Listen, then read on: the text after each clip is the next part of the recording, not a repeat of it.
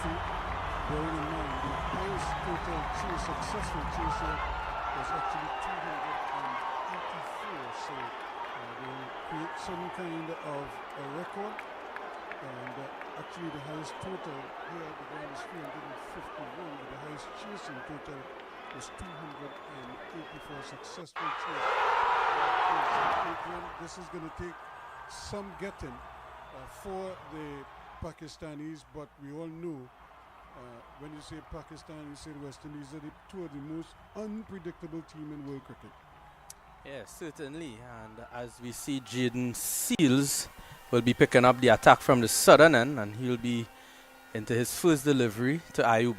Outside the off-stump it goes, and again it just bounces in front of Hope.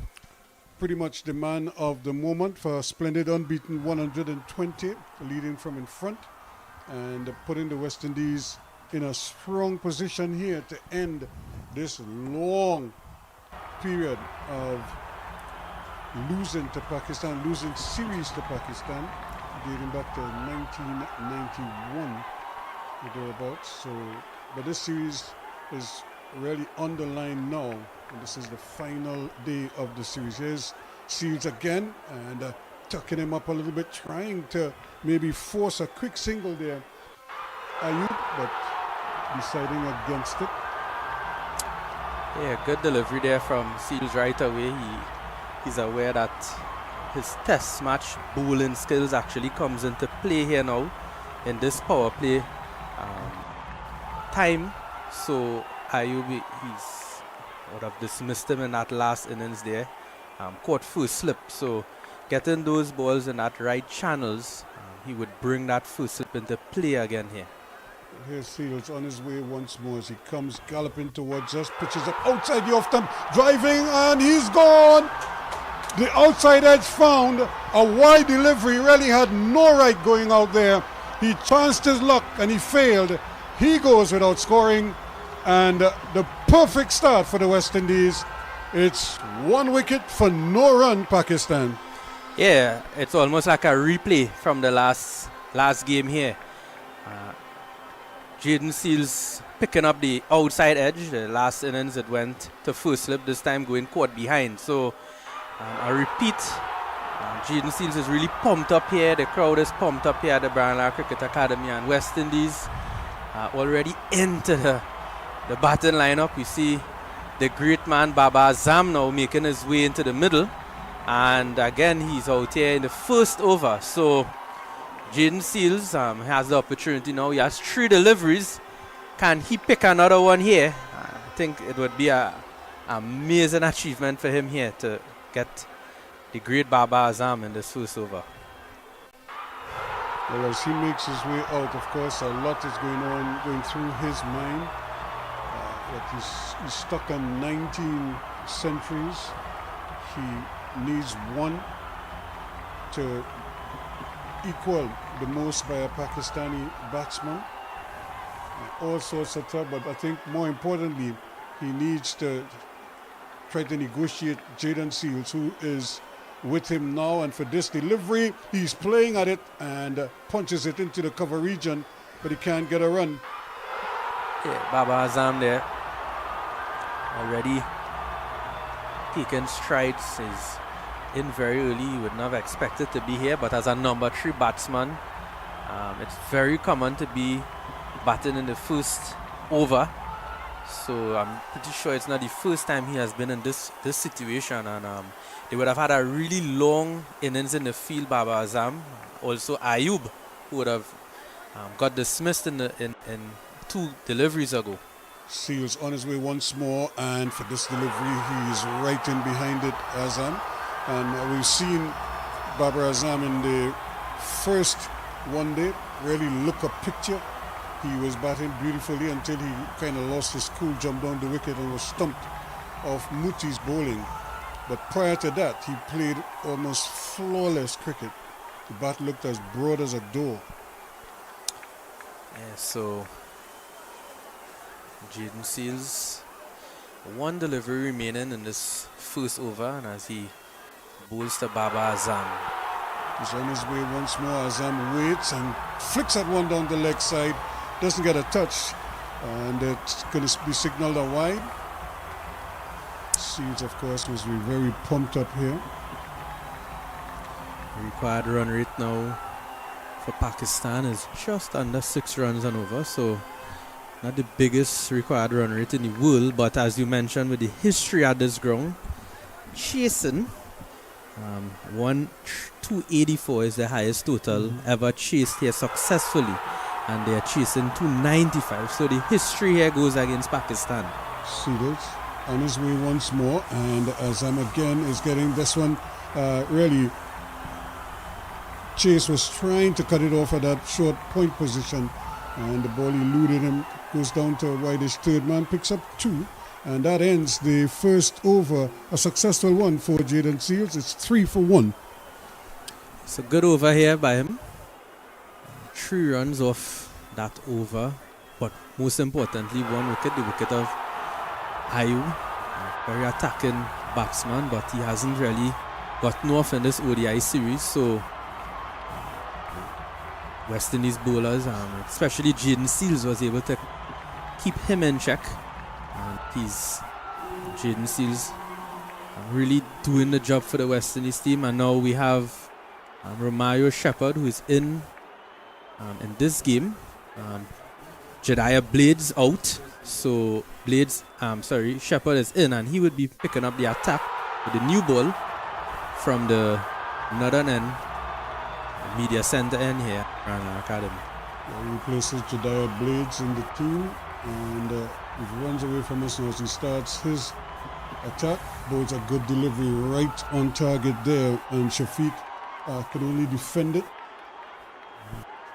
Of course, Shepherd has this love-hate relationship with West Indian fans.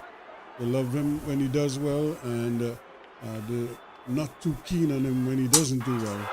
But then again, that's how they do for most cricketers. Yeah, that's the typical fans of most sports. Hero to zero, zero to hero. And right time, that's not a bad delivery. Turned away on the onside, but he can't get it through there. And Shafiq was eyeballing and the fielder, and then all of a sudden had to dive back in his crease because Rutherford was not messing around. Had a shy of the stumps, and he had to quickly dip the bat in. The West Indies on their P's and Q's at the moment. They're really pumped up for this period here. Can they get another wicket? Shepherd would love to. Goes past the umpire now, boats, and that one came right through it beat the wicketkeeper as well. Goes for, well, buys. 4 buys. Yes. Played outside of the line. That one cut back sharply, and it wrong-footed Shea Hope behind the stumps, and it went past everything. Excellent delivery here by him. It nipped back, kept low also, as you mentioned, and that one there going away for 4 buys, so 4 extras to the West Indies scorecard there now in their bowling scorecard. So Ali cut the ball back. There's another one that's just running it down to that short backward point position, but he can't get around. But we did see Hassan Ali move the ball into the right-handers quite appreciably, and in fact, the Evan Lewis, remember you had Evan Lewis playing and missing a lot with that little cutter that he bowls, and I think Romario Shepherd might have been looking on at that and figured, hey, if he could do it, I could do it too. Let's see what happens.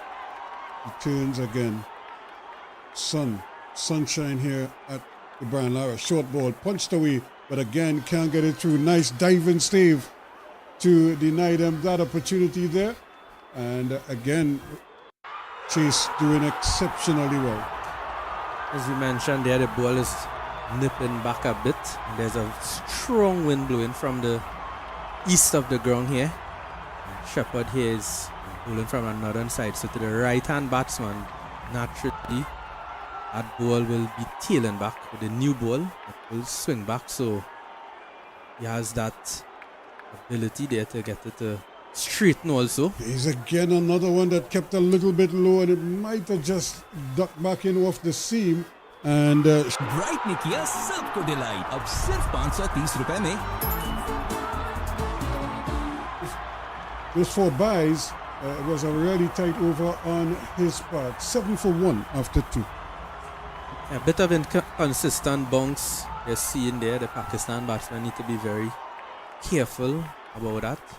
As we see that during the West Indies innings, they would have scored 294 runs, but I could tell you, early on the wicket with the new ball, it wasn't easy to bat. The West Indies team really struggled in that first 10 overs to really get the scoring rate going. And we are sort of seeing the same pattern here with the new ball, where the Pakistan team now is batting is actually getting Seals ball, and again Babar Azam is in behind it, where he looks a picture when he is in defense. And Adrian, is this the biggest crowd of all 3 days? It looks a bit similar to the Sunday crowd. It looks to me, but there's a good crowd here at the academy at the moment. But yeah, I would compare it similar to maybe Sunday. They're here for the decider, and of course they would be happier if the West Indies could win. And Jaden Seals, I'm sure, is going to do his part as he turns and is on his way once more, racing into bowl to Babar Azam, and which is up, and he's able to push it into the offside and will get an easy single. As you could see, Joseph was trying to come in there, but he couldn't pick it up, and the batsman were able to negotiate a well-judged single in the end. Yeah, I think as you mentioned with the crowd, it's 34 years the West Indies haven't won a one-day series against Pakistan. In fact, the last game West Indies won was 6 years was the last time they won an ODI against Pakistan. That was in the World Cup in 2019. So a lot of history here is in the making, especially the one-day series. Shafi gets a delivery. He too is in behind it. Jaden Seals. It's a little bit short. That short of a good length, that hard length he likes the ball. What we did see though from Ali in particular, and even Nasim when he started, they kept the ball up to the West Indian batsmen and didn't give them much. But what they did, they attacked the stumps a lot. So the batsmen were afraid to or unable to take any kind of risk at all. Seals, let's see what he does now. Which is, this one is hit over the head. No, it isn't. He's out caught at mid-on. And really, he was trying to swing it, and Gudakishmuti looked as for 1 minute as if it was going to go past him, and then he just backpedaled and accepted the catch. Shafiq goes without scoring. It's 8 for 2 now. Excellent bowling here from Jaden Seals, the homeboy here in Trinidad and Tobago. Jaden Seals also one of my past schoolmates. He would have been before me at Presentation College Shagona. So a lot of his family, a lot of his fans will actually be here. A lot of his schoolmates will be here. And it's great to see Jaden Seals now. 2 wickets for 4 runs in just his second over. Absolutely incredible bowling here by him. And the West Indies now have Pakistan on the back foot right away with 8 for 2 wickets. Yeah, this is an amazing start for the West Indies, and it's almost like if the momentum from the batting, that incredible partnership at the end there for the 7th wicket, that unbroken 110-run partnership, is like all the momentum that they built up with that between Hope and Chase has now carried over into the fielding team, and now the 2 experienced batters, the most experienced pair for Pakistan, are at the crease at the same time facing the new ball. It doesn't get any better in terms of favoring the West Indies than at this particular time, because if they should remove one or both of these 2, they would very well find themselves in what could be an impregnable position as far as Pakistan coming back in this contest. Definitely so. I think this is a partnership here. Rizwan, Azam, West Indies, with Sami, the captain, Shield, they would know that this is a partnership here that could actually determine which way this game goes, if it goes in the favor of West Indies or if it goes in favor of Pakistan. So let's see if Jaden Seals, he's on fire here at the moment. He's 2 wickets in just his second over, and there's still 2 deliveries remaining in this second over, and he's bowling to the new batsman, the captain of the Pakistan team, Mohammad Rizwan. He's 2 for 4 right now, and he's on his way. The slips go down and Seals bowls pretty, and he bowled him. That hit the off stump on the way through. He left it alone. It came back sharply, and it just clipped the off bail, and Rizwan goes for a first ball duck. What a beauty, and Jaden Seals is on a hat-trick. Oh, absolutely incredible, and you couldn't ask for a better start here from Jaden Seals. His ODI career is going off to a flyer here now. He's one of the premier test bowlers in the West Indies team, and now he's showing his depth now in the ODI format. And now Jaden Seals has 3 wickets. Rizwan, he leaves that one. He's very unsure what to do. He left it and he got bowled. So he's going for a first ball duck. And the West Indies have Pakistan 8 for 3 wickets. What a start. This is only the third over of the game, and already we've had more excitement in these 3 overs than we probably had in the first half of the West Indies, but probably in the first 10 to 15 overs when they were still scratching, having difficulty. Remember, in the first 10 overs, the West Indies only had 36 runs on the board and lost 1 wicket, but they weren't able to get the ball away. Pakistan, meanwhile, find themselves in a deep, deep hole here right now, and they need what we call a minor miracle to get them out of it. Yeah, as we were talking lunchtime, Ruskin, we were talking about that last 10 overs that the West Indies batted, and that momentum would have really shifted things in the favor of West Indies, and that would have really affected the Pakistan. Their camp would have gotten a bit upset, because remember, they were going really well at the 40th over mark, and then the West Indies just exploded in their batting between Chase, Hope and Greaves, and now that same momentum now continues. So we're really seeing that momentum shift, and it's going in favor of the West Indies team at the moment. Almanaga is at the crease, more or less the same field. There is a third man and a fine leg. But all eyes are on Jaden Seals as he gets ready to start his approach. They now have 3 slips involved. Is this a test match? He's on a hat-trick. Yep, he's on a hat-trick. There are 3 slips involved as he comes racing in now and bowls, and it's run down to third man. Brilliantly done, but a good delivery all the same, and a very well played in the end to Aga, you must say, as he's off the mark. But all the applause goes to Jaden Seals. 2 wickets in his second over. He has 3 for 5, and Pakistan are in dire straits at 9 for 3. Yeah, Jaden Seals has that ability. When he's on the go as a bowler, we see it a lot in test match cricket. He's a momentum player. Once he gets 1 wicket, he gets 2, he gets 3, and that's how he has a few 5 wickets haul already as a young player in test cricket. And with just 2 overs, 5 wicket haul could even be a big possibility for him here, and most importantly, getting West Indies to that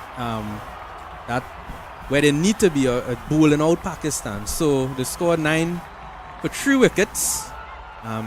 It's looking so strange seeing 9 for 3, but it is what it is. We're seeing here on the score, and Shepherd now continues the attack from the northern end. It's up to Shepherd to keep the pressure on now.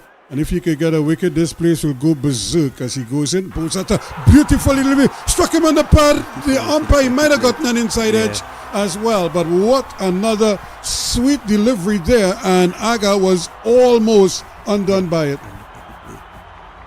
It came back, and it came back at him sharply. Somehow he got the bat down in time. Yeah, seemed to be inside edge from my view here, but no referral. Hope is not interested in a review. But yeah, clear inside edge. So good decision not to ask for any referral. I do think Hope is fully aware. He has the best view as a captain, as a wicketkeeper. I think Shepherd didn't really beg for the referral, so it stays on the score. They got 1 run off it, so it's 9 runs, so 3 wickets. So now they've put a first slip and a third or fourth slip involved as well, or more or less I'll call him a gully for now. But here is Shepherd to bowl again, and right in behind it there, and keeping it out in front of him. So Jaden Seals 3 for 22 on Sunday, and he has bettered that already in this encounter. He's picked up 3 early wickets and have put Pakistan in dire straits. He's probably going to remember that delivery to Rizwan for the rest of his life. They just clipped the bail on the way through. Shepherd bowls another good delivery. That one straightened up a little bit. The others were coming in off the seam. This one just held its own and forced a quick adjustment there. And Shepherd, 8 deliveries, 9 deliveries so far, yet to concede a run. So he's bowled a maiden in the first over, and he's keeping things well. And that's the good thing about bowlers. They need to bowl in partnership, understand his role, not to try anything out of the ordinary. Tries again and bowls again, right on target there, keeping it tight. Aga can't get away. He can't get an easy run. And the pressure is on for Pakistan. Remember these two. Remember they lost their places in the T20 team, and they only just got them back into the one-day squad. So they're under the microscope here now, and they need something. They need one of them, or at least in terms of Rizwan, and now Babar Azam. He needs to get something going here. Once again, Shepherd is on target. And so already Rizwan has failed again, so the knives will be out for him, as is always the case in Pakistani cricket. I think I've seen a team one time with Pakistan. I think they had 5 captains, people who captained the team at different times on the field. You know, it's been that volatile a situation with their cricket. Right now, Shepherd though has other things on his mind. Bowls.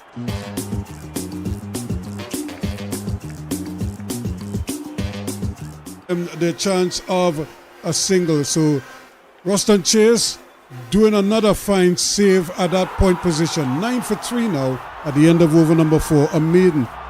So 2 maidens there for Romario Shepherd. I haven't seen that in a long time in a one-day international. Someone bowling 2 maidens in a row in the power play. So excellent pressure here applied by the West Indies team. Pakistan on the back foot. I'm not sure how much further back on the back foot they are, but they are really under pressure here at the moment. If 1 wicket falls here, I think it could be all over.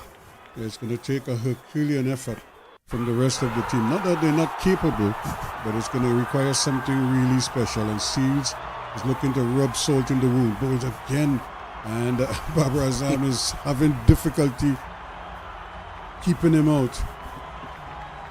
Jaden Seals so far is the highest wicket taker in the series. He has 7 wickets, so he's really showing his class.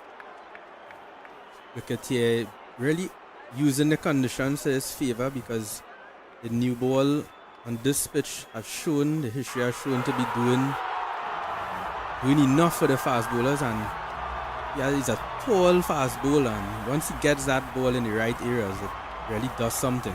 He's on his way once more, passes the umpire, pitching up, driven, and it goes right through Gudakesh Muti at mid-on. He should have stopped it. It just went right under him, and it goes to the long-on boundary for 4 runs. Yeah, unfortunate there for Seals. That ball hit straight to mid-on, and Muti there, the ball going straight through him. So unfortunate there for the West Indies team. That should have been stopped. Those are the little moments, but hopefully they could learn from that, because they have 3 wickets down at the moment for Pakistan, but they don't want to give Babar Azam any sniff of a chance in this game. He waits now on Seals, who starts his approach once more, goes past the umpire now and bowls, and in behind it is Babar Azam, head right over the ball, almost playing it in line with his body.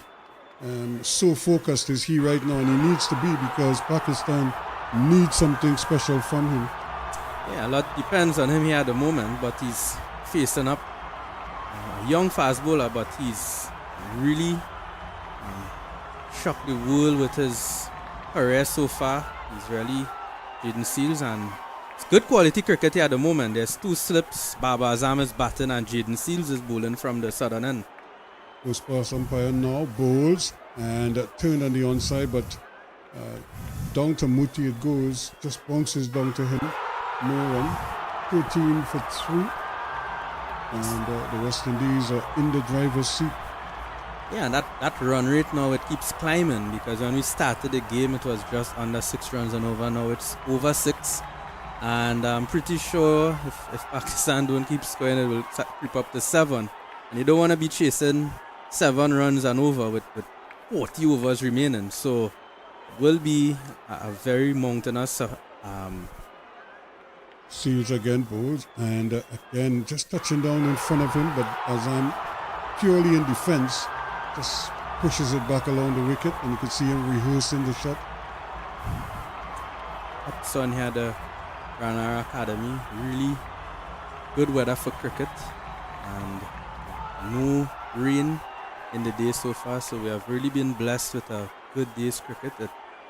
It's really good for everyone, the groundsmen, the players, the spectators, even us. We're happy when cricket is playing. Seals tries again, the crowd just waiting to erupt. Can he help them to do so? Oh, it's a good delivery again, and Babar Azam is in behind it, and that ends another pretty good over. 4 runs from it. It's 13 for 3 now after 5. So Seals 9 runs, 3 wickets, so he's going really well there. Really making his bowling coach Ravi Rampal proud. Sure that the bowling coach would have really been working hard during this series. He wouldn't have much to show for it from those Australian series and in the 20 series against Pakistan, but now he's actually getting to see the results of his hard work, and all kudos to him so far. Well, as you see the graph right there, West Indies was 16 for 1 after 5. Pakistan at 13 for 3 after the same 5 overs. So a big difference in the wickets column, and a slight difference in runs. But here is Shepherd, yet to concede. As he goes and goes, that's a good delivery, but driven nicely into the cover region. And they're going to get 1, possibly 2, and I think that's all they will want, as Aga just pushes it. He didn't really try to overhit it, just caressed it into the gap and picked up 2 comfortably. Yeah, I think that's what the Pakistan team need to do. They need to score. I don't think just prodding and something is going to happen. They will lose the wicket. So I think they need to at least try to keep scoring, try to get the run rate going, because if they don't do that, it will just make everything worse. And these are 2 good manipulators of the ball, but right now the bowling is exceptional. Here is Shepherd, who's and again driven powerfully back past him. He tried to get his boot down to it, and it's a long chase, but I think they could give up that chase. That's 4 good-looking runs. Yeah, good shot there by Haga. Played that one on the up. Wasn't that full, but it was an excellent shot by him. Playing true. Wicket is not the most predictable wicket, but that one there, glorious shot to him down the ground past Shepherd. Now that has prompted a change. The first slip has been pulled out, and he's on a short cover, kind of square. So there's that third slip, or whatever you want to call it. A third man, a backward point, a short cover, extra cover in the middle. That's the offside field. Shepherd bowls a bouncer and forces the batsman to duck under it, as if to tell him, I have that in my armory here, so don't take it for granted. And he's just going to come onto the front foot. Yeah, it's always important as a fast bowler to let the batsman know that don't get too far down, don't try too much, because I could come at you. Could come at your head. So good to see the short ball being used. Just 1 for the over so far, so it's good that he utilized it, Shepherd. He's on his way once more to Agar, and on his legs, turned away off his hip, and they're going to scamper an easy single. as he was trying to turn it. Probably got a little too far inside, but he did get a touch onto it and also onto his thigh pad. So Pakistan 20 for 3. Into the 6th over here in the first power play. 2 fielders alone allowed outside the 30-yard circle. No big concern about that at the moment because the Pakistan team is looking to consolidate their innings. Shepherd again goes, and that's a good delivery once more. And you could just see Babar Azam just kind of digging in here as he's not prepared to take any risks at all. There was a fielding change for him though. They've now brought in the man that was at that short cover. He's now at mid-wicket, and then there's a short mid-wicket straight. And so that inward movement that Shepherd generates, if they were to drive at it upper sheet, they might very well pick out the man at that short mid-wicket. He's on his way once more, Bowles, and again a good delivery. This one just going with the arm, and a good bounce as well. It's the end of the over. 6 completed. It's 20 for 3. So 7 runs off that last over with Shepherd. The only 7 runs he's conceded so far of his 3 overs. So West Indies continuing to really apply that pressure, not allowing the Pakistan team to run away at any time, and I think that is very important. Really keeping the Pakistan team on the back foot. And we see Seals now, who's going to go into his 4th over. It's 3 wickets for him. Just 9 runs, and he would be bowling to Aga. So another 275 runs needed. There are 44 overs in which to get them, Pakistan. And Seedle starts again, looking for another wicket as he bowls, and that's a beauty. Came right back at him, and it jumped over the middle stump on the way through. Wow, excellent delivery there by Seals. It cut the batsman in half. One that tailing back in, and excellent take there by Shehoop. So really a lot happening here. Once this guy has the ball in his hand, something is going to happen. And Aga there, lucky for that one not to go onto the stump, so even hit the inside edge to carry to the keeper. Well, he's resisted the idea of putting in the first slip. Let's see what Seals does. He's on his way once more. And that one, he's trying to run it down to third man. It doesn't get there, but it is intercepted by Greaves. But the batsmen are still able to complete the single.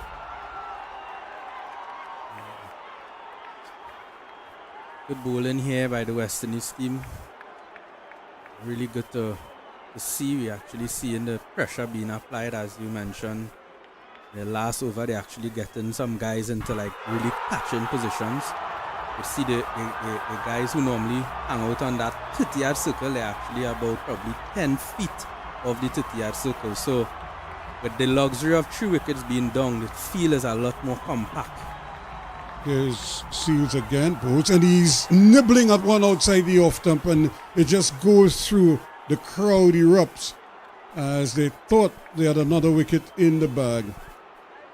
Jaden Seals there, angling that one in, but it nips away at the last moment. So really good signs there, almost like bowling of the great Utley Ambrose and Courtney Walsh. Should they get the ball to angle into the right hand, and as it pitches, it seams away. So really good signs here for Jaden Seals and West Indies fast bowling.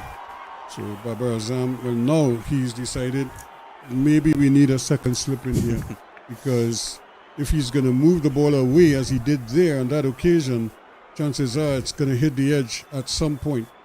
As he rocks away now and is on his way, squeezes in, and again on target. And Babar Azam in defense pushes it up on the offside. He can't get a run. So, as you mentioned, it's a good crowd here at the Brian Lara Academy. We're listening on. It's a really nice atmosphere here, especially the West Indies team being on top here at the moment. They were on top in the last 10 overs in their batting. And now in the first 10 overs here, they are already on top. So A lot of good signs here so far in this game for West Indies. Seals once more to Babar Azam, who stands up this time and pushes it down to mid-off, but he can't get a run. And you notice that everybody's in the shade other than the cricketers? Yes. All the spectators have basically opted for the shades in whichever stand they're in. You could hardly find a spectator in the sun. They're all at the back of this up in the shade. Chinese love cricket, but they don't like the sun too much. No, and there's not too many tourists here. So nobody's it would have been opposite if it was tourists. We see it a lot in Barbados. Here is Seals on his way once more. Bowes turned away nicely down to fine leg and wideish fine leg. They're only going to get one. The return is a good one from Shepherd. And that ends another Jaden Seals over. Four completed, 3 for 11. For Seals, it's 22 for 3 now after 7.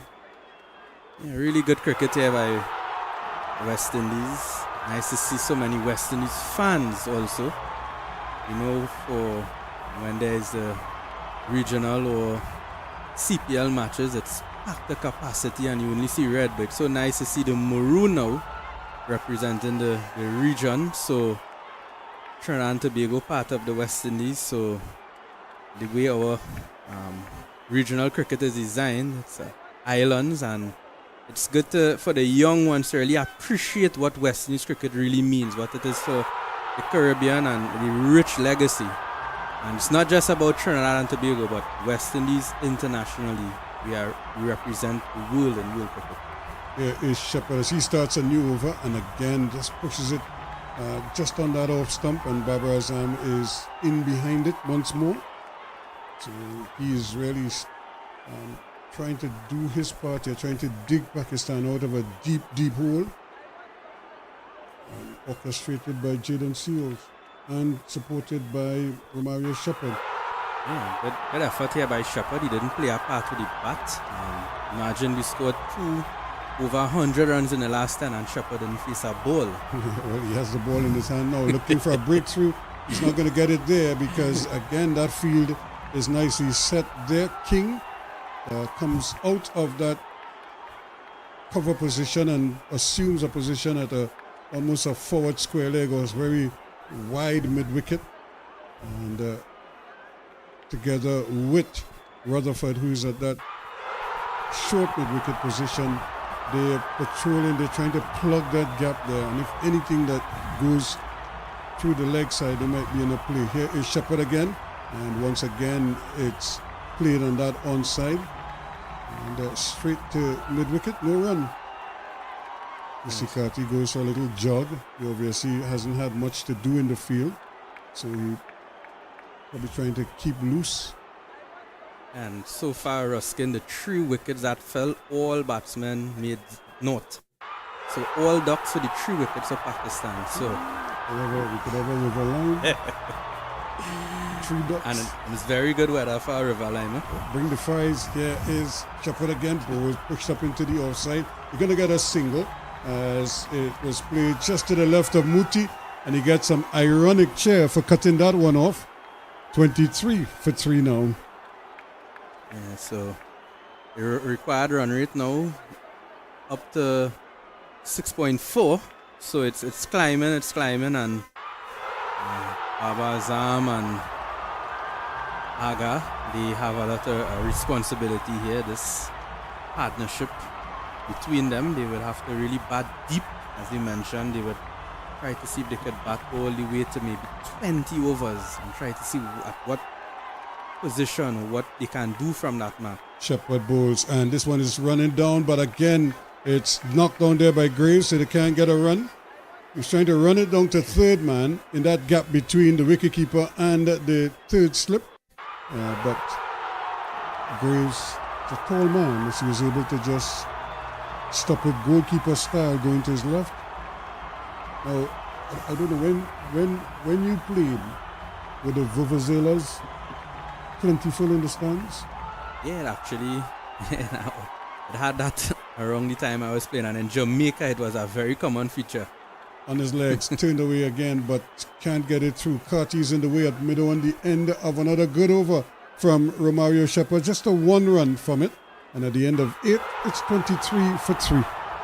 Isn't it, Ruskin, that Venezuela became a feature, I believe, was one of the World South Cups. African World Yeah, Cup. the South Africa. That is where Shakira sang that song, This is Africa. And I remember that Venezuela being a feature. And after that, you just start seeing that in cricket all over the Caribbean. And, you know, in the Caribbean, we like to make a lot of noise. So, I remember my dad, when he used to watch the game, he didn't like how it sung in the background, especially in some of the islands. But, you know, it keeps a bit of an atmosphere. It's fair thought for the spectators who probably just came to enjoy the cricket, have a meal, and, you know. Especially a test match. And then all of a sudden you have these children all around you just blowing away indiscriminately.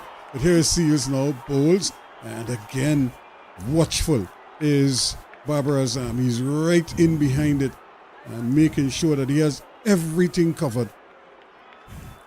Yeah, so Seals 3 wickets, 11 runs. So he's going along. I hope may even give him 1 or 2 after this. So he's doing well. So normally when, as a fast bowler, you're bowling well, you always get that extra 1 to 2 overs from the captain. Let's see if he could prize out another one here. Babar Azam is the big fish now. And it struck him on the pad. There's a loud appeal. He's out. He was coming right across it. And Babar Azam is adjudged LBW for 9. He's having a discussion there as to whether or not he'll go. And I think he's going to go for it. As his teammate told him that it might be going down leg. But we'll wait to see what the final decision is. But this is the big fish. And the West Indies are hoping that it's a failed review. Yeah, Jaden Seals again showing his class. He has the big fish, Babar Azam now. And as we see the decision here, the on-field decision is out. Yep. So that's the critical thing. Could be umpire's call if it's clipping leg stump. Yeah, and I think it looks like it's shaping a bit, but we're actually seeing that leg stump when he plays the shot. So that always gives the umpire a bit of an indication that it could be hitting the stump still. And he didn't go very far either. He didn't really push out. He was on the crease. Yeah. So the ball doesn't have far to travel. And the check-in ultra to see if he got a touch. But I don't think that is in dispute. The ball passed the bat a long time and crashes into the pad. Is it going to clip the leg stump? That's the big question here now. And if it is, that is going to be a big wicket for the West Indies. Seals already has Rizwan in the hatch. Can he add Babar Azam to that? And it's just there, the impact. Yes. Hit his stump, umpire's call, and he's gone for 9. That's 4 for Jaden Seals. Ooh. Big blow here for the Pakistan batting. 23 for 4, the big fish of Babar Azam. He goes for just 9 runs. And I believe the West Indies are starting to sense something here because you have the big bat of Rizwan and Babar Azam back in the pavilion where you want them to be as a bowling unit. And now you have the likes of Nawaz who's coming in. He has some rich form with him. But at the end of the day, Pakistan is 23 for 4. Yeah, that's significant because they haven't been able to really score freely, and the pressure is on at both ends. Again, kudos to Romario Shepherd because he isn't taking wickets, but he's not leaking runs either. That's right. So they're not having an easy time at his end, and Jaden Seals is applying the knockout blows at the other end. Yeah, and that's important. As I mentioned, bowling in partnerships. You know, we always talk about batting partnership, but bowling in partnerships is also something where one bowler may be applying the pressure and one could actually be attacking. So there is no room really for runs to leak. And in that case, when Shepherd applies that pressure on one end with with Seals being the attacking bowler who's actually moving the ball around, it makes it a lot easier for him to get that opportunity. So 2 slips in place for Jaden Seals, the new batsman in. Hassan Nawaz, he has some form, but he starts from 0 today, and he has a big job ahead of him with these batsmen as he faces Seals. He's with him now, and he's getting the bottom edge where it bounces down into the slip cordon. Straight to the keeper it goes, and there is no run. But what an outing. These folks must be thinking they chose the perfect day to come to the cricket. They have good weather, and they have a great atmosphere. In fact, they ought to be commended for creating this atmosphere, and I'm sure the players are feeding off of it. Oh yeah, absolutely. And it's always important to have that 12th man, the crowd. And it's a July-August vacation here, so the children are out. The parents don't have to pick up the children from school or anything. So Java, here he is again pushing this one, but again straight into the arms of underbunks, that is, to chase at that backward point position. There is no run. 4 for 22 against Bangladesh, 4 for 84 against England, and 4 for 11 against Pakistan in this match so far for Jaden Seals. yeah, so yet to get a fifer in ODI cricket. Could be the day, but he's used to getting fivers in the test match setting. He has over 80 test wickets, and his, as a young player, it's exceptional. He has 2 slips as he goes in, bows, and that one is coming off the pad and taken by the keeper. Good diving effort from Shea Hope to tidy that up, and there was a muted appeal, but I think it came off the boot or the pad on the way through. Yeah, excellent take there by Shea Hope. It looks like a big deflection of the pad down the leg side and saving, I would say, 4 runs. So captain leading from in front. He lead from in front in the batting. He scored 120, and now doing the job now. His legs probably so heavy, and for him to dive to that leg side and take that Shea Hope was exceptional by him. That's pure adrenaline, as is Seals now as he comes in. Bowls a great delivery. That one though hits the edge, and it's going to run down to third man for an easy single. So Nawaz is off the mark. Score inches on by 1. 24 for 4 now at the end of over number 9. It's a really packed crowd here. We're actually seeing the car park from our monitors, and as far as the eyes could see, there's cars all over the place here at the Brian Lara Academy. So it's a really electric atmosphere here at the moment. There are people all over the place. And you still don't think this is the largest crowd we've had? Could be. It looks pretty close in Ruskin. It could be the biggest one so far. That's exceptional.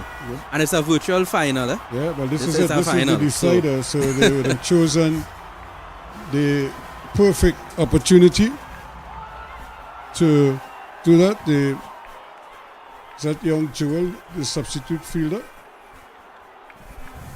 As the West Indies continue here looking to finish up again. That's another good delivery right on target for Romario Shepherd.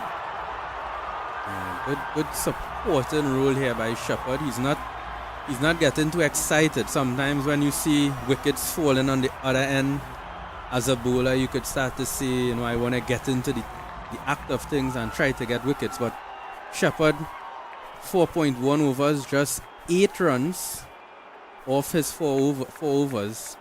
2 maidens, in fact, and excellent supporting role here by Shepherd. He's up to the wicket again, bowls, and that's a good delivery, but he's running it down to third man, and we'll just have to settle for the single on that occasion. Nawaz. So Agha now on strike. So Pakistan team, they would be really thinking what to do in this situation. 25 for 4, 9.2 overs. They would have to bat different. They're used to actually coming at the bowlers, but it's not a situation where they could actually do that right now. Waits, and here's a good delivery, driven nicely, but brilliant stop. And they may get the single, they do get it. But again, brilliant fielding in the offside. Again, it's Chase doing his bit here and is being applauded by all his teammates, well, most of them who are close to him anyway. King and, of course, Evan Lewis. But a fine stop at that backward point position. Yeah, it's so Jaden Seals in the last over. He came off a bit. I just hope it's nothing too serious. Let's hope he's just taken, maybe has to get a little treatment or something. Shepherd once more will try, and that one kept very low indeed, and it went past the outside edge, but I don't think it would have hit the stump because it was too far outside the off them. Not that far, but I don't think it could have come back as much as that to touch the stumps, but it did go past the outside edge, causing more concern for the Pakistanis. You can look at their dressing room, they're not happy, there are no smiles there at all, as that one kept very low from Romario Shepherd. As he turns now, looks up and sees the flag stretching out to the east as he's on his way from the northern end. It was shorter delivery, pushed into the offside quite comfortably, no run. Yeah, really good here by Shepherd, applying that pressure. You see Gudakesh Moti warming up, so you might see the introduction of spin pretty soon. Not sure, as I mentioned, Jaden Seals, he came off the field, so he would have had a spell about, I believe, 5 overs. So not sure if he'll be bowling another one because he's not on the field at the moment. Shepherd looking to finish up here, and that's bang on target, right on the middle stump, keeping it in front of him. Just 2 runs from the over. He has 0 for 10 from his 5, and Pakistan in all sorts of trouble. After 10 overs, they are 26 for 4. So Pakistan need 269 from 40 overs, and so far, Aga 10 runs, Baba Azam 9, and Nawaz 2 runs. So Seals 4 for 12 off his 5. Seems like a bowling change now from the Nestle बुनियाद से बने 1 litre सिर्फ 250 रुपए में iron plus calcium और vitamin C सब बचत नहीं फायदा भी. So it's gonna be Shama Joseph picking up the attack from that southern end. Jaden Seals is taking a bit of a breather now after a magnificent opening to this second innings reply. Firmly in front at this stage, you would say, the West Indies. So Joseph now bowls to Aga, and he plays that one, that dabs it backward point, so no run added to the total. So Joseph right on the money right away, picks up. So one quality bowler replace another quality bowler. So West Indies team here have a bit of some depth to their bowling attack, and that's really good to see. Certainly great to see Shama in a different role now today. Imagine how the opening would have been if he was coming in from one end while Seals was wreaking havoc. But now he has the extra protection in the field, so he comes in. And Naga just pushes that firmly forward.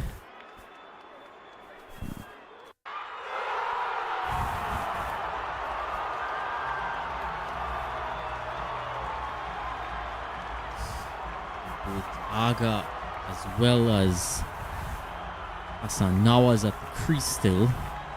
A lot of responsibility on these two as far as pushing this innings into any sort of comfortability for Pakistan. But it's a long way away if they have any thoughts of getting out of this hole. Here's Joseph again. And he plays that one to the offside. Aga just pushing it there. No big movement yet from Shama Joseph. He's into his first over. And West Indies team really on top here at the moment. They just need to continue applying that pressure. Pakistan team have a lot of work to do. Consolidating, that is what you call it at the moment. They will have to get a partnership going. He has coming in again. Is that one there, and it goes for a quick single. Plays it right into the onside, and they get it quite comfortably. So the score pushes on slowly now to 27 for 4. So not much happening here in terms of scoring runs for the Pakistan team. So it's just been West Indies since this innings has started, or I would say for the past 20 overs since West Indies were batting in the 40th. And now we're into the 10th over bowling, and West Indies have been dominating so far. Is Jewel Andrew that sub-fielder? He's just in front of the umpire around that mid-wicket region. So Nawaz facing up now to Shamar Joseph. And Nawaz guides that one down to third man, and they take 1 run. Goes down to third man, fieldsman there, and 1 run added to the total. So nice atmosphere for cricket. Dylan, well, what you reckon the Pakistan batter need to do here? Just a quick correction, Jewel Andrew in the offside there, and that ring of fielders on the cover there. It is very difficult for Pakistan at this stage, losing those wickets all within the power play. And it's Joseph bowls to Aga, and he cuts that one there, but brilliant stop by Jewel Andrew. So good work by him there, the 12th man, the substitute fielder. And now at the end of the 11th over, it's 28 for 4. Great bit of work there, youthfully shining through. Shamar Joseph applauds his effort as well. Yeah, the 18-year-old. 4. The score now after 11. 18-year-old Andrew, who has a lot of potential. The West Indies cricket decided to invest in him. And West Indies cricket always have to be looking towards the future, because the way how cricket is designed, players are always going and coming, whether it be from retirement, whether it be from just performances. Players just can't perform as they used to, and we always need to have a group of players or a core of players to pull from. So Moti picking up the attack now, and Nawaz just pushing that one there. No big turn, he pushes that to the backward point region, no run.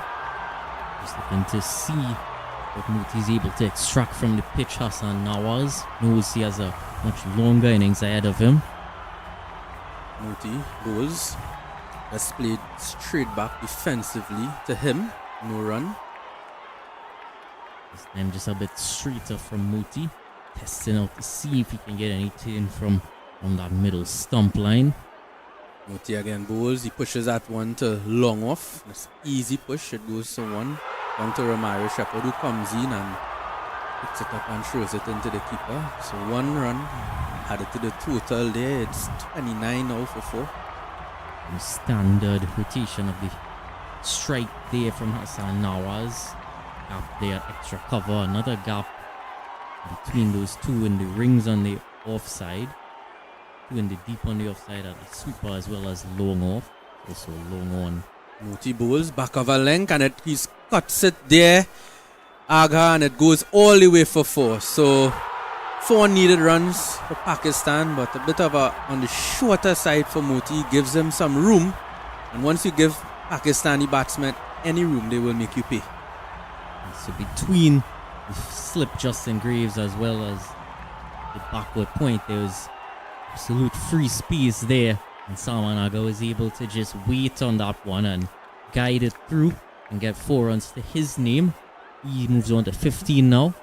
Moti bowls, and he drives that one, and they come for a quick single. It goes to backward point, and 1 run. It brings now Nawaz on strike.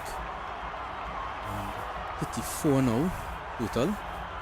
It's Rustin Chase there at backward point. Been quite good throughout the series.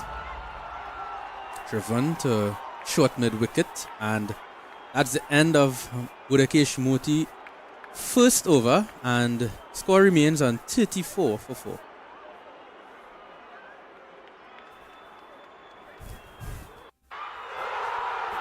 See Anderson Phillip within the crowd again. Been ever present throughout this series, showing his support for his fellow players. Would form quite a strong bond with Jaden Seals throughout their time playing for Trinidad and Tobago. And certainly be applauding that effort, hoping for Pfeiffer there for his bowling partner. So Joseph continues from the hospitality end, which is the southern end here, and it's bowling to Aga, who's 16 from 23 deliveries, 12 overs in this innings so far. He bowls to Aga, and Aga plays that one down to mid on, no run, sort of caught the inside edge there, and it's a bit of missed time. So Pakistan in this consolidating period. Nice back of a length to begin there from Shamar Joseph. Salman Aga just not looking to do anything extravagant. Joseph just working his way into his rhythm and spell. Usually accustomed to bowling a bit fuller, but in his first change now. He bowls and he guides that one down to third man Aga, and beats that sort of third slip, and it goes down to third man. So, and 1 run added to the total. We've seen that wide third sort of fourth slip area field in action for quite a few of the West Indian bowlers throughout the series. Apart from that is a deep third man, backward point cover, mid on, mid wicket, and deep fine leg. So Joseph bowls to Nawaz, and again tries to guide it, but straight to that shortish third man. There's a third man on the boundary, but there's also a shortish third man, maybe about 10 feet away from the 30-yard circle, that specifically is there to cut out that single, that dab, because nowadays that's an easy single. You just play it down to third man. So Greaves in that position, but it's also an attacking position too, because if it goes in the air, it could get caught. Shamar Joseph continues. And that one beaten the outside edge. Beautiful delivery there by him. Pitching and about off stump and seaming away, going all the way to the wicketkeeper. Nice shape from him, hitting that nice line there. So Aga there Nawaz just hanging the bat outside off stump. A sharp movement, definitely off the seam rather than swing or shape. Very much just as soon as it pitched, almost look as if it might have hit an area on the pitch as well. Joseph goes to Nawaz, and Nawaz just plays that defensively straight back to Shamar Joseph. There's still one delivery, no run added there, one delivery remaining in the over. Only 1 run conceded so far, so tight over by Joseph. Of course, that extra enforcement in that third man region could also be to try to ensure that these two have an extra difficult time trying to just drop the ball in that area and turn the strike over. They might welcome, actually, them trying to turn it into the leg side, because the ball is seaming away quite sharply. Joseph goes to Nawaz, and Nawaz plays that one, that's tries, but excellent feeling there in that backward point region. That looks like Ruston Chase, the tall man, who gets down there to his left and stops that one. So at the end of the over, the score now is 35 for 4 after 13 overs. So Salman Ali Aga on 17, Hassan Nawaz on 4. 13 overs have been bowled, and the required rate just now passing 7 runs and over. Purakesh Moti looks as if he's going to continue from the northern end. So Similar feel to what he would have operated with in the previous over. So nice looking crowd here, the Brian Lara Cricket Academy. Bit of a partnership. Not probably the biggest so far, 12 runs. So Moti now bowls, and he bowls to Aga. That one there goes to the keeper. So A really nice start to the over there from Moti. Just a Pete. bit of drift and turn. starting to see some turn here already. Bowls now to Aga. He sort of try to turn it, but gets a bit of a leading edge back to Moti. So nothing added. Dot ball. Fuller and quicker that time. And he cuts Aga, but will that go for 4? And that's 4 runs. So excellent shot there by Aga. That one, another short one there by Moti. And any width by these Pakistani batsmen, any width on show, they will put you away for 4. And there's even a sweep on the offside, and he had no chance of getting that one. It's a rank drag down. Salman Ali Aga so strong, squares the wicket. It was a free gift to him. Moti bowls, and that one, Aga driving that one down to long on. We'll just get 1 run. 4 deliveries so far in this over. This time Hassan Nawaz is now brought on to strike. Same field for him. Moti bowls to Nawaz. He drives that one down to long off.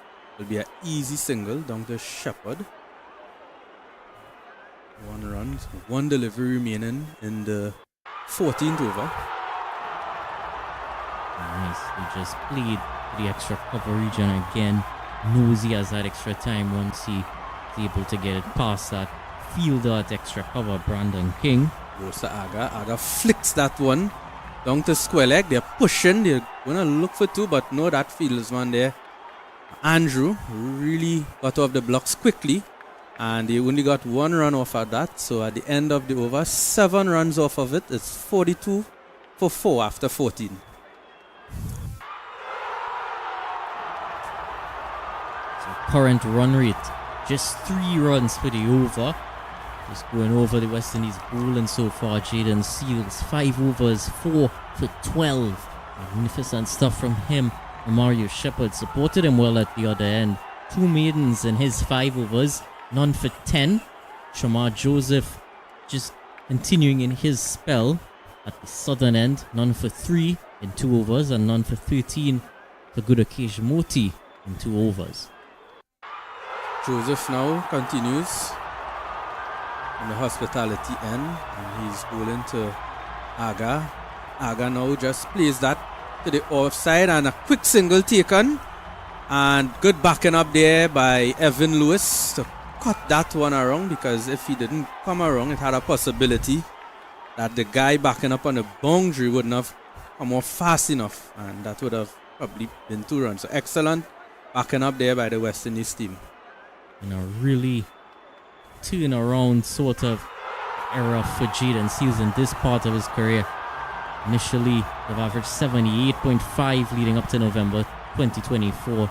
Since December until now, averages 18.8 with the ball.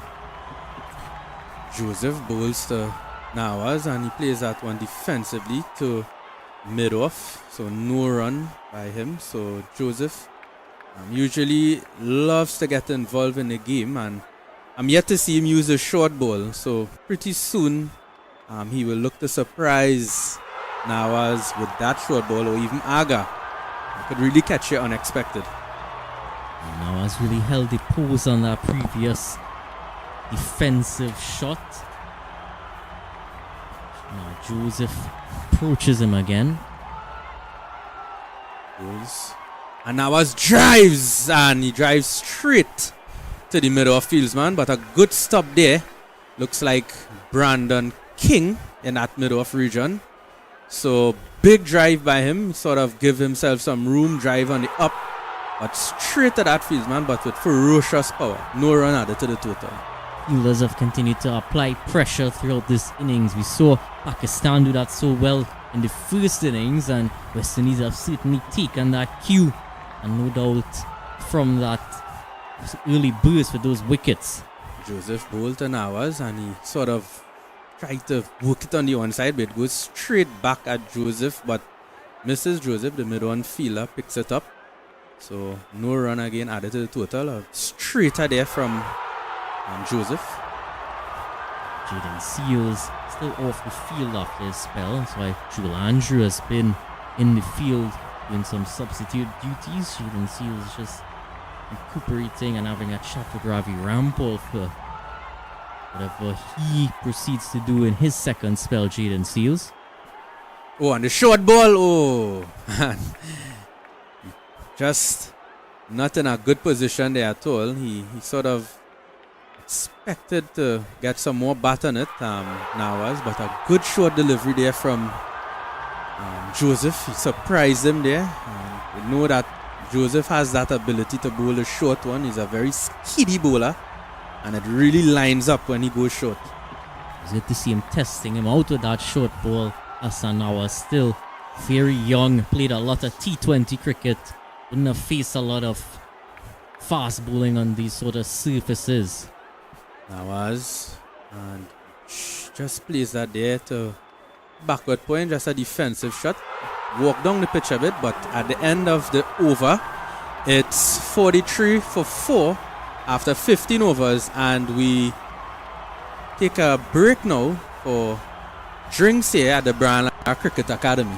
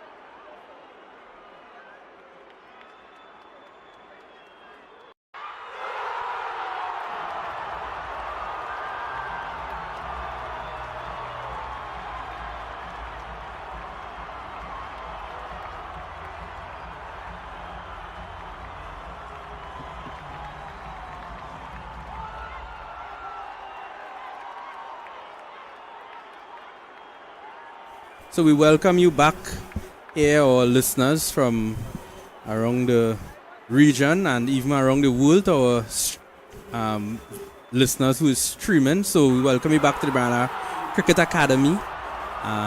Joining me is Dylan, who would be helping us, helping both of us here to really narrate the rest of this game, because Pakistan right now is 43 for 4 after 15 overs, and now Moti now continues from the media center end. Gudakesh Moti continuing, he brings another fielder inside the ring in the offside. So he drives that one there, Aga, and they're looking for two. They run the first one hard, it was struck down to long off, and they just get one. So Hassan Nawaz comes on to strike, 44 for 4. Hassan Nawaz now. Lot of vacant area on that one side. 2 fielders in the deep and just one behind square inside the circle. Moti bowls to Nawaz, so that high backlift, and he plays that one into short mid-wicket region. Soft hands, they were looking for two, but excellent work there by Shama Joseph, who ran all the way from that short fine leg region. He ran into that mid-wicket region, so quick there, he took off like Usain Bolt to stop that second run there. So just one run off of it. Moti now goes to Aga, and he just plays that one defensively to Brandon King and cover. No run. Delivery that time.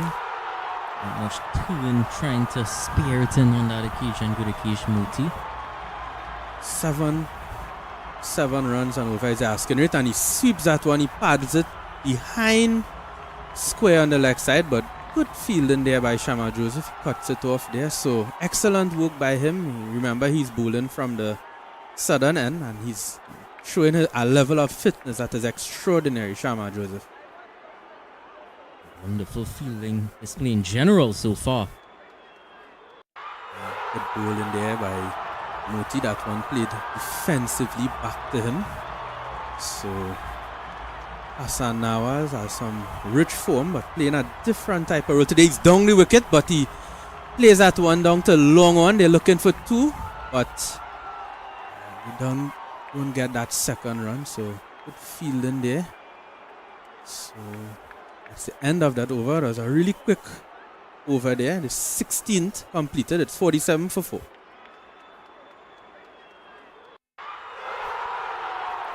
Absolutely packed car park here at the Brian Lara Cricket Academy. I think it certainly is the biggest crowd that we've seen so far. Eventually throughout the day they built up quite substantially. Just about 3:06 p.m. local time. A few might just be getting off from work and down the highway, whether they may step in for the final encounter or not. So Joseph bowls to Hassan Nawaz, and he plays that one textbook defensive shot there to mid-off. No run. So first slip. Yeah, there's a backward point, a cover, mid-off, mid-on, mid-wicket, fine leg, and a third man. So only 2 fielders out on the boundary, Dylan, because the way that the West Indies team have been applying the pressure, they have the luxury with that 4 wickets being down, they only have 2 fielders on the boundary. In fact, 3. There's a sweeper there. And that one just played to backward point, a Ruston chase. No run added to the total. He's kept things tight, Shama Joseph. He knows he doesn't have to go hunting for wickets here.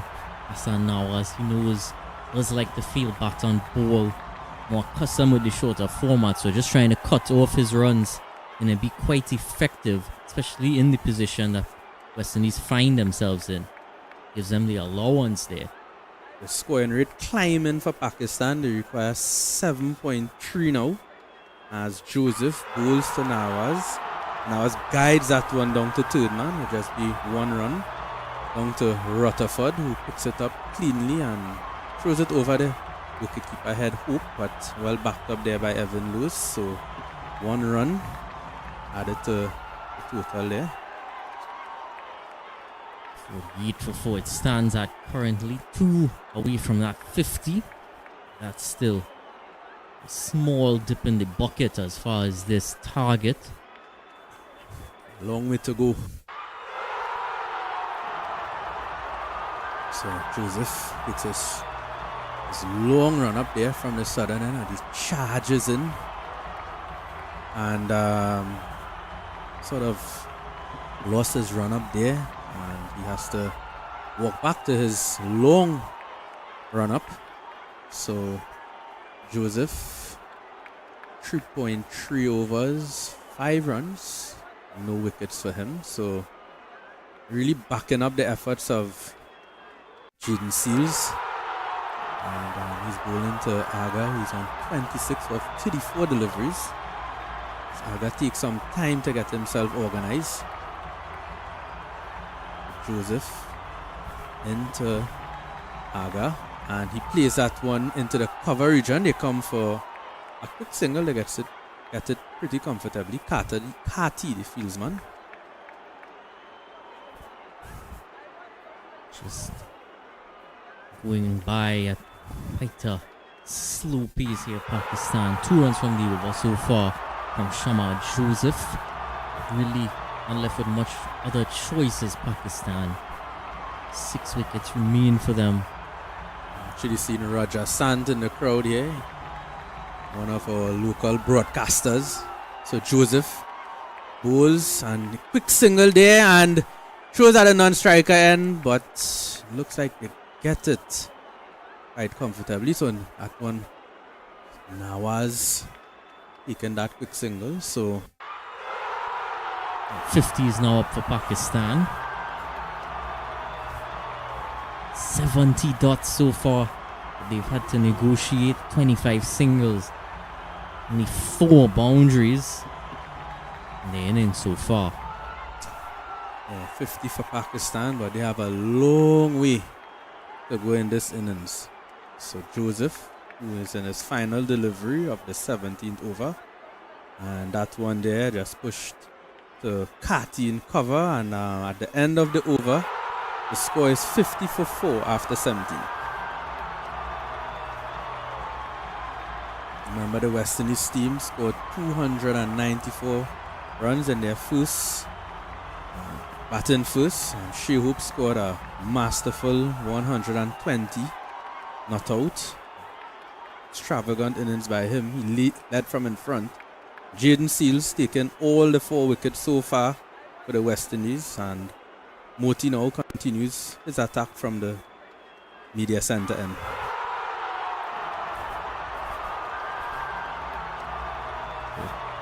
Really set a high total, really a 1 from that magnificent innings from Shea Hope. Yogesh Moti just adjusting his field a bit. Goes back to 2 in the ring on the offside. Reinforces leg side with 4 on the leg side now. Moti bowls to Nawaz and just defensively played just into that cover region. Moti himself picking it up, so there's a slip in place for Moti to the right-handed Nawaz, which is good. Bowls Nawaz, plays that one back to Moti. Another dot ball. As you mentioned, there are 72 dot balls so far in this innings. So the Pakistan team, that has been a feature, the dot balls. Moti bowls and pushes that one there to Nawaz, pushes it to long off. Shepherd just trots in, picks it up, throws it into the wicket keeper. So 1 run added to the total. Those dot balls, something that Pakistan would have to look at. Almost a rule reversal when you look at the stage here. Moti, Sahagai almost looked like he wanted to sweep it, but at the last moment he changed his mind and brought down the full face. So trying to play a little bit of cat and mouse there with Moti. He bowls to him here. Aga just plays that one into the onside. So another dot ball there. Run rate is really building here now, 7.5 required, sorry. And he sweeps, and that is a wide. So that would be 5 wides for Moti. The last delivery, he would have to re-deliver that. And quick one down the leg side there. Beat everyone. The wicket keeper, the batsman, everyone. And goes for 4. It's badly lined there from Gudakesh Moti. May have just been trying to finish off the over with maybe a Yorker, quicker one. But too wide on that occasion. So Moti goes to Aga. The last delivery, the extra one, and just plays that defensively. So no run, straight to Brandon King there, and that's the end of the 18th over. It's 56 for 4. Of course, what Pakistan would have to keep at the back of their mind is the Sunnis would have gotten 113 runs in their last 10. So it's something that once Pakistan do keep as many wickets as they can in hand, it's going to be possible for them to try to get a lot of runs within that last phase. But that's still quite a ways away. And what they have to also try their best to do, they have to get anywhere near this total, is to try to run a few more singles throughout this period, as well as really just release some of that pressure on themselves. Hassan Nawaz 10 from 34 so far. So his dot balls really trouble Casey Carty and Shafeen Rutherford earlier. He wouldn't want to fall into that same sort of trap. It's Ruston Chase now. He's introduced into the attack. Chase will be bowling to Hassan Nawaz, and he sweeps, but there is a backward square, and Carty comes around, and they're coming back for a second, and they will get it quite comfortably. So that one there just angling down the leg side a bit, and Hassan Nawaz pulling out that sweep shot there and brings him 2 runs. A really good use of the sweep shot this time. Rustin Chase turning the ball into Nawaz, so all he has to do is delicately guide it into the leg side. Of course, just one fielder inside the ring behind square, in addition to Casey Carty in the deep. Chase goes to Nawaz, and Nawaz just plays that one defensively back to him, dot ball. Ball line towards the off stump that time from Chase, so Nawaz just looking to show that delivery some respect. Chase goes and just again just defensively now, but on the onside now, straight up Brandon King, who is in that short mid-wicket region.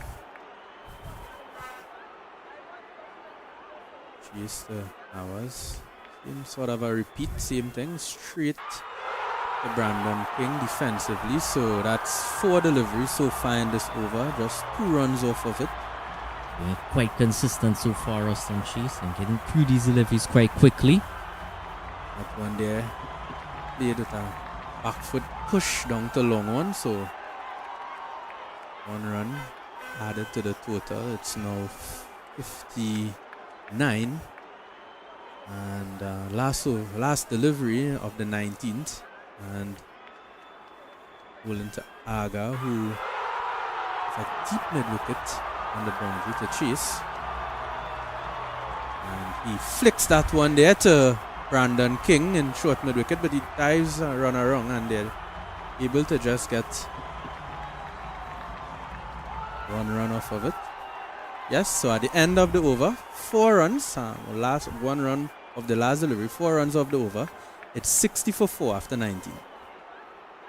And that final delivery was some good placement from Salman Aga, just treading up 2 fielders in the mid-wicket region, able to just turn the strike around. The run rate still continuing to climb though. 19 overs have been bowled so far. Now twin spinning operation. Moti continues from the northern end, and it's Salman Aga who retains the strike. So Moti goes to Aga, and he just stabs it down to just to that short, or rather backward point region. So no run for him. So a lot of dot balls here. Partnership right now of 37. So Moti goes to Aga and he drives expansively, but there's a long off in place. On to Romario Shepherd. So just one run. Partnership now of 38 of 67 for Hassan Nawaz and Salman Aga. So just stabilizing things a bit since that early rock off the boat. Oh, and he's stumped. So that's the end of Hassan Nawaz. He's stumped. Beautifully flighted there by Gudakesh Moti. And he charged down the wicket. He played a big drive. And that one leaving him. And he's gone. Well, as much as they might have stabilized it for a short while, who was unstabilized there at the crease, Hassan Nawaz. Gudakesh Moti certainly, again, almost a repeat of that delivery to Babar Azam. Just drawing him forward. He's out of the crease and he was nowhere near ever returning home. And just as we would have talked about, those dot balls building up on Hassan Nawaz, again causes that false shot, that false bit of trying to push the game forward, similar to what we saw from Carty and Rutherford earlier. And that's the end of Hassan Nawaz. Yeah, excellent delivery there from Moti. He has that ability to slow it up.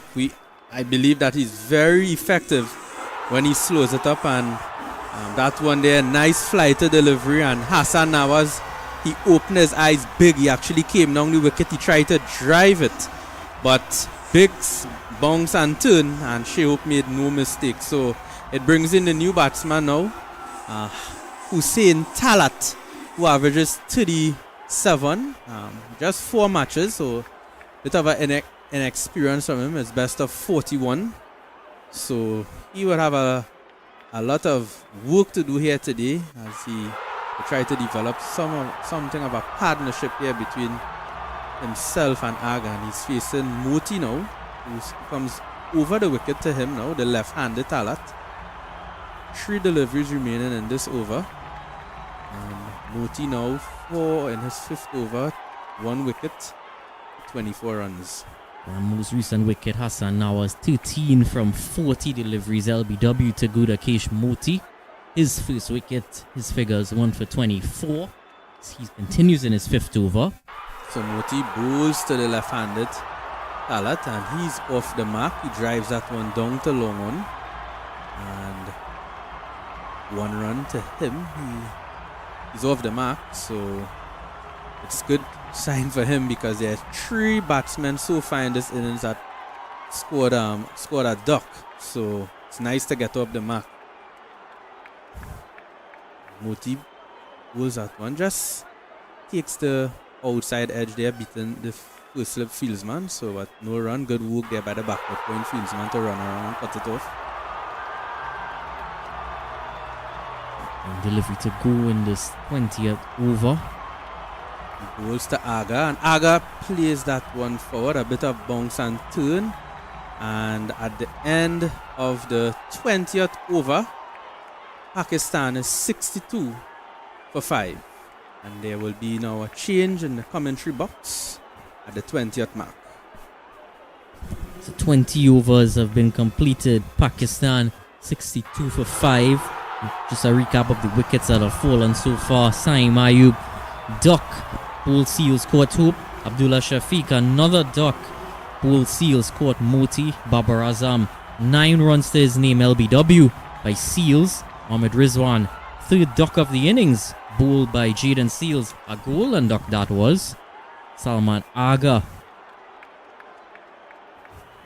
still crease. As I welcome Andrew Chan alongside me.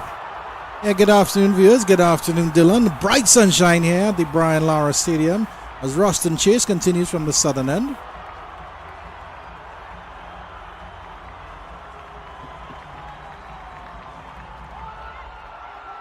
So here he comes now. Hussein Talat just pushes that into extra cover region. No run. Just taking a look at the comparisons now. Pakistan 62 for 5 after 20 overs. At the same stage, the West Indies were actually 69 for 3 So actually pretty close in that regard, Dylan. It's just a couple of runs away, 2 wickets away as well. In the context of the match, this knock by Aga, 29 or 44, has been really, really good so far. Second delivery, Talat is again pushing towards cover. This time the third delivery comes in at him and it bowls him. All ends up. Hussein Talat is going to have to go back in a matter of minutes after arriving at the crease. 62 for 6 is where things stand now, with Pakistan really, really far behind. Yeah, brilliant delivery there from Ruston Chase. I think it just, maybe a little bit fast on this one, just came back in and straightened and just clipped that middle and leg stump. Ruston Chase, who has been absolutely brilliant in the field at backward point, is really showing up today. And he's had a fairly good tournament. He's had he had 102 runs before coming into this game, and then so he has 138 runs in 3 games, and then this is his, I think, is about 4th or 5th wicket throughout the tournament so far. 62 for 6 Pakistan. They slip into further trouble here. And people often quick to criticize him as an all-round option, but really in this series, true embodiment of that bat, ball, and in the field. Yeah, definitely, Dylan. I coincide with you. I mean, he was the man who chased down in the second innings to give West Indies that victory, and it's a good platform that the fast bowler set up. Jaden Seals at the top of the order here, and you have to give credit to the part-time spinners, because everybody was considering, the West Indians didn't have enough spinning options here in their team, but Gudakesh Moti and Ruston Chase are doing the job. I was sharing that same view myself. And well, pace has certainly been a strength for West Indies, and they believed in their strength and went for it. Seeing Talat, that most recent wicket, just 1 run he was able to muster up before Chase had his stumps disturbed. Chase now to Mohamed Nawaz, and again a delivery coming in at him, just coming off the edge of his bat and went down towards the boundary, in between keeper and slip. And a streaky start to Mohamed Nawaz's innings. Only been 5 boundaries in this entire inning so far. That was the 5th. He absolutely almost got squared up. That edge saved him from getting bowled, to be honest with you. And it just maybe the keeper and the slipper blindsided by the fact that Nawaz was squared up by that one. 66 to 6, a dreaded Nelson on the board here for the Pakistanis. That's quite a score. 6-6 and a third 6. And chasing again to Mohamed Nawaz, just pushes it, this time past extra cover into the deep. And fielder that was running around from long off is able to cut it off for 1. And we're having a look on the replay here of how Chase actually set up Talat for that delivery. The previous delivery was wide, and the other one just came in a little bit more and dipped down under that leg stump, middle and leg. Final delivery of the 21st over, and just a slight bit of turn into Salman Aga, who just plays it gently into the onside for no run. Chase finishes his second over, 5 runs and a wicket coming from it. He's 1 for 9. Mohamed Nawaz 5 from 2. Salman Aga 29 from 45. Pakistan 67 for 6. What he did well for that wicket as well was utilize the wind coming across the ground just to help him drift that inward a bit. A good bit of variation being shown. Yeah, that's a good point here, Dylan. But then Moti, I mean, the wind will be blowing across from Moti as well, but he's getting that natural drift with his left hand, with his left arm spin. And he's a Mexican wave being attempted. Hasn't made it across to the other side. The crowd needs to be absolutely jam-packed for a Mexican wave to be effective, but they're doing all right here. Now there we go. We have made it across to the other side as Moti continues, and Mohamed Nawaz just pushes into the cover point region this time for 1.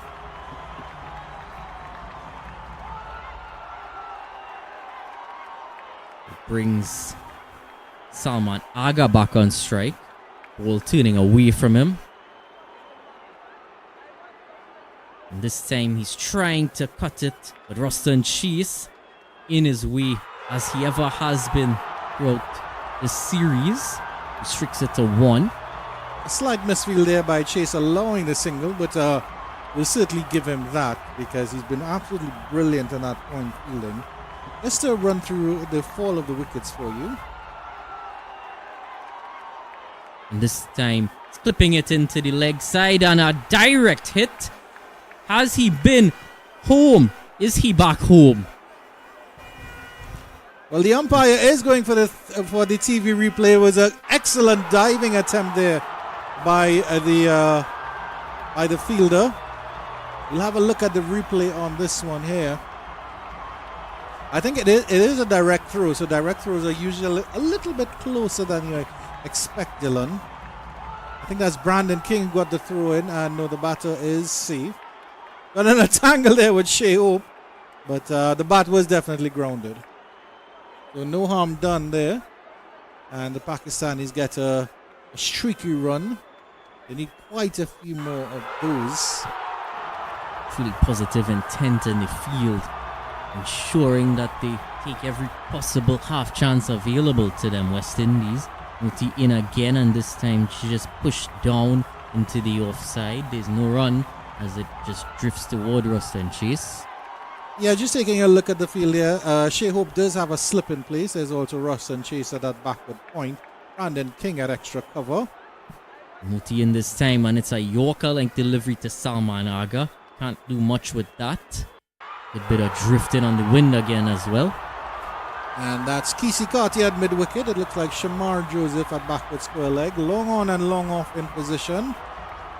Muti again into Salman Aga, and he takes a catch off his own bowling like no one else. Gudakesh Muti, his second wicket in this innings. 2 for 28 now, and as easy as that it is for him. Salman Ali Aga goes now. He would have been one of the focal points of this innings. Pakistan would have hoped to build it around, but 70 for 7 now, and things are coming to a close quite quickly here.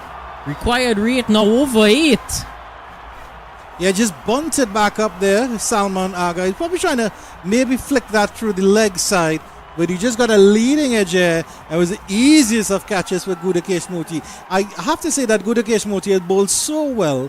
His first 4 overs he bowled and didn't take any wickets, and then in the last 2 overs he's taken 2 wickets. To make his figures a lot more respectable, but he certainly deserves that. He certainly deserves his success. As the top scorer for Pakistan, that's Salman Aga, walks back into the pavilion with his team in all sorts of trouble. Naseem Shah comes out as the number 8 batter. It's almost a number 9 batter, I should say. Flip around of Abrar Ahmed, who would have started off with 2 wickets early in his spell, and then the runs came at the end. Flip around for Gudakesh Muti. Might end up on even the same figures by the end. Yeah. Or Muti might want to take a few more. Naseem Shah comes out to the crease now. But I think what the fans need to appreciate is this effort has been a complete team effort. In terms of the batting and bowling, yes, Shea Hope was the one who stood up and was the anchor here. And of course, Jaden Seals doing the damage at the top of the order. But all the bowlers have stood up and all the bowlers have made themselves be counted here. Yeah, both Shepherd and Sharma haven't given away any runs. Kept the pressure on from the opposite end as Chase continues. And Mohammad Nawaz just defends that into the onside for no run. If I can just give you the bowling figures very quickly after this delivery. It's Chase to Mohammad Nawaz again. This time pushed a bit uppishly through extra cover, running towards the boundary. But that cover sweeper comes around quickly. Evan Lewis in that area. And he sends it back, restricting them to 1. Yeah, so the bowling, Jaden Seals at the top of the order, 5 overs, 4 for 12, absolutely brilliant stuff from him. Romario Shepherd, brilliant as well, 5 overs, 2 maidens, none for 10. Shamar Joseph, 4 overs, no maidens, none for 7.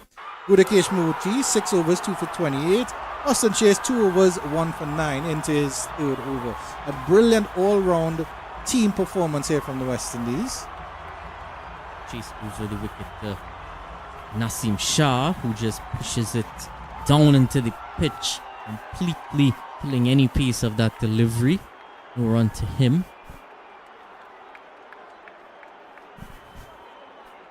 Chase again. Slip in place for Naseem Shah.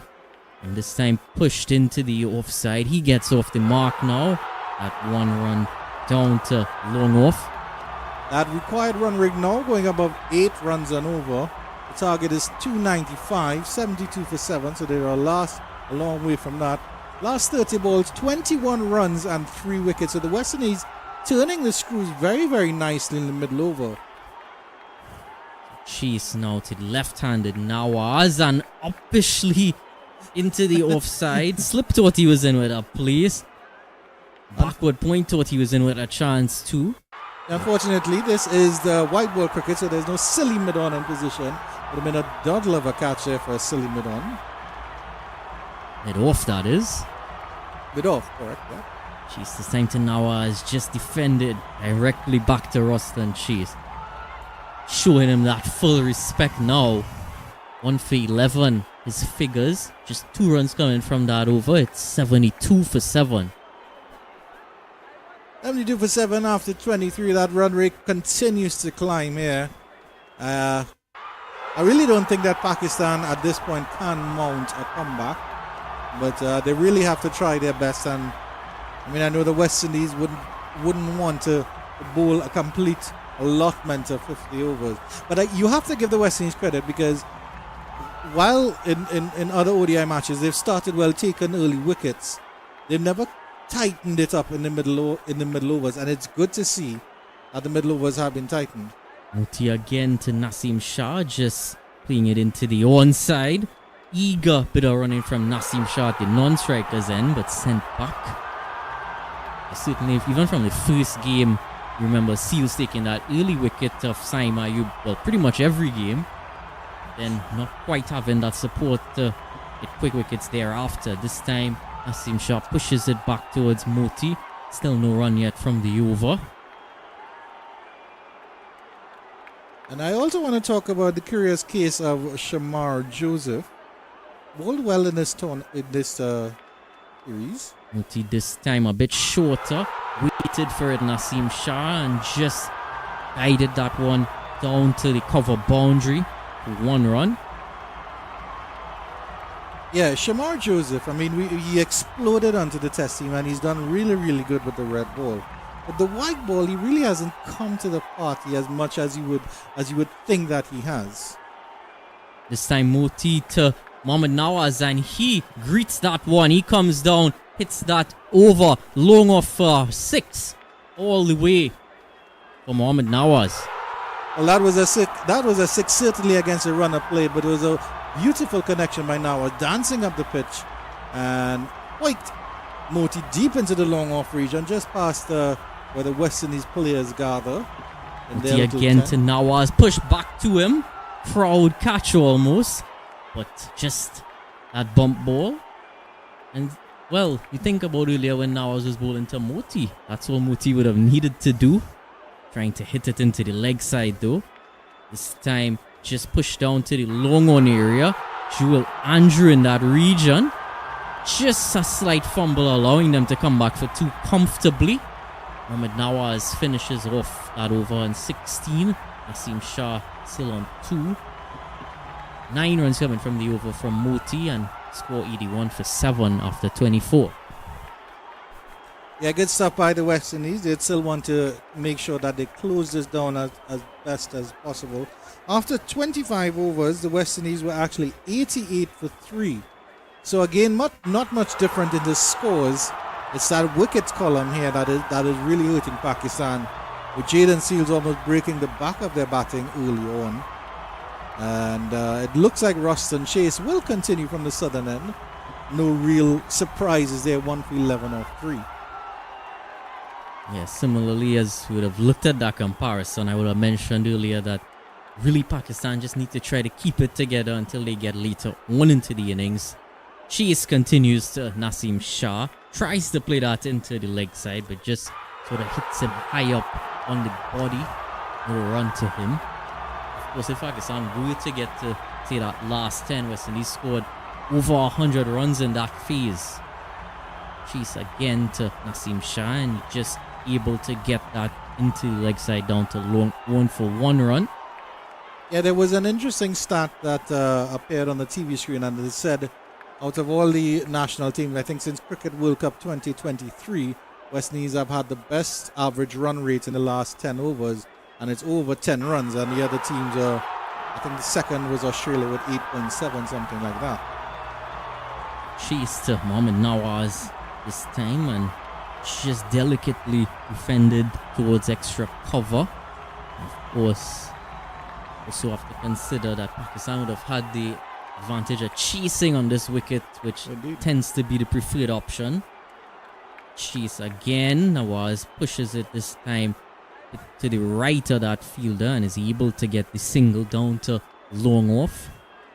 You also have to give the West Indies credit for bucking the trend, because every team that has batted first has actually won so far in this series. So, I mean, the fat lady isn't singing yet, but she's certainly warming up for the Pakistanis. Chase to Naseem Shah this time. And just pushing it very gently into the leg side. There is no run. And of course, in this third match, with third use of the pitch as well, probably would prefer to bat up front rather than see what it does later on. Chase to Naseem Shah this time, push through the offside down to long off. And trying to play the ball as straight as he can, Naseem Shah. Not trying to look too extravagant. 84 for 7 is the score now at the halfway stage of the innings. Or the halfway stage of allotted overs, that is. You made your point about this is the third time that they're playing on this pitch, and I thought how it was a bit tacky and a little bit difficult for the West Indies batters to bat early on, and then it flattened as it went out. I would have thought it would have been even easier for Pakistan now to bat. And I think that bright yellow Porsche there belongs to our good commentator Ruskin Ma, which is seen from the sky, probably from the satellite from Mars, in the car park here. I wonder if you need a license to drive that drone near the car. Well, they call him Mr. Fast and Mr. Furious. That is Ruskin Ma. Jaden Seals comes back into the attack from the northern end of the ground. He actually took his 4 wickets up top from the southern end. Be interesting to see here. And I'm sure... Look here, you say fast and furious, so it's ready to get back into the swing of things. Looking for a fifer, no doubt. No doubt, indeed. It would be his first in ODI cricket. Yeah, he is an inward movement for him towards Naseem Shah, but confidently defended for no run. And it's a good ploy by, of course, Shea Hope to bring back on his trump fast bowler to try to wrap up the innings. And but of course the other consideration is that the part-time bowlers might have to finish off the innings if Pakistan do dig deep. But we'll see how Jaden Seals goes with should be a fairly newish ball, so it's not to say that the Pakistanis have really beaten this white ball. Here's Seals again, this time able to turn it into the leg side. Naseem Shah looking quite comfortable so far as he's been at the crease. Does have a 50 in this format. Does have that ability to bat. And of course, touching on Sheikh Hoop again, as you said, would have been quite a tacky surface this time around. So really emphasizes how valuable that innings from him was. Yeah, there's a slip in place now. It looks like about a second slip for the left-handed Nawaz. The fielder just in front of square on the leg side is now going out to deep forward square leg. Mid-on is coming into the circle. Mid-off is right on the edge of the circle. Extra cover and backward point as well. Seals this time a short delivery to Mohamed Nawaz. Completely out of the way of it and straight through to the keeper. It's only 125 Ks. Yeah, there's also a third man and a sweeper in position as well. A little bit of lengthening shadows on the western side of the ground. Beautiful, beautiful sunny day here. There wasn't a scrap of rain despite Dylan Sharma predicting it. So you don't have to listen to him when it comes to the weather anymore. Seals again to Mohamed Nawaz. This time driven powerfully through the offside. It goes for 4 runs. So he is just putting back some pressure on. He is an aggressive batsman, Mohamed Nawaz. And he didn't want to just get bogged down at this stage. Advancing down the track, giving himself some space on the leg side. Seals probably saw the adjustment too late. If he had tried to get it maybe a little bit close, he could have snuck under the bat. But Nawaz threw everything and the kitchen sink at that one and had that screaming through extra cover all along the tape for 4. He did move quite early on that occasion, Mohamed Nawaz. Seals continues to him. This time again, a short rising delivery. Looked like if there was a bit more venom in this one. And Seals' reaction surely does show that. Mohamed Nawaz again just looking to let it go through. I think Seals is telling him, come down the pitch again if you dare. And I'm sure Nawaz had a sniff of that leather ball as it passed his nostrils. Seals he's never... I appreciate the fact about Seals is that he has that fast bowling aura. Yes, he does let the ball do the talking most of the time, and I think he should learn a little bit more about that. He continues to Mohamed Nawaz. This time back of a length, but Mohamed Nawaz just went back in the crease and defended it towards the short extra cover. No run to finish the over. 5 coming from it. Seals 4 for 17. 89 for 7 Pakistan. Yeah, Jaden Seals, he does get a little bit chirpy once in a while. But you really don't blame him because ever since Jaden Seals has appeared in West Indian colours, he's almost cemented his spot. He's really, really good. He's tall, he's strong, he's fast. He's able to adapt to conditions, and he's shown that he's intelligent across all formats. I think maybe T20 might need a little bit of developing. Of course, with CPL coming up, he will get that chance with the Trinidad Knight Riders. I think in T20, both him and Shamar Joseph are at a similar sort of stage, needing a bit more work. Chase into Naseem Shah, but there is no run as he plays it towards that short mid-wicket. Good that you see from both Seals and Shamar Joseph is you always see that continued improvement. Chase again to Naseem Shah. This time was uppish towards Frost and Chase, but Mohamed Nawaz just a bit in the way. Then he comes to Naseem Shah. This time just played down to long on, giving the strike back to Mohamed Nawaz, who's on 21 runs. What I really do give the fast bowling unit credit for is their fitness. Romario Joseph, Alzari Joseph. I think Alzari Joseph had a little minor injury, which is why he's out of this Pakistani side. But Romario Joseph, Alzari Joseph, and Jaden Seals, that trio have done really, really well. And I think they're a formidable bowling attack, particularly in the test format. Chase round the wicket to Mohamed Nawaz this time, and quicker delivery from Ruston Chase. Nawaz just fends into the offside. No run for him, and yes, Alzari Joseph missing this series, but he does play so often, so that is another testament to his fitness. Chase again to Mohamed Nawaz, just guiding it towards backward point, but there is no run. Ruston Chase isn't there this time as he is bowling. That's Romario Shepherd in that region now. I think it all comes back to the basics of cricket, Dylan. I mean, if you cover the basics. Chase again, Nawaz steps down a bit, turns it into the leg side, and easy single in the end. 91 for 7 the score after 27 overs. Nawaz on 22 from 20.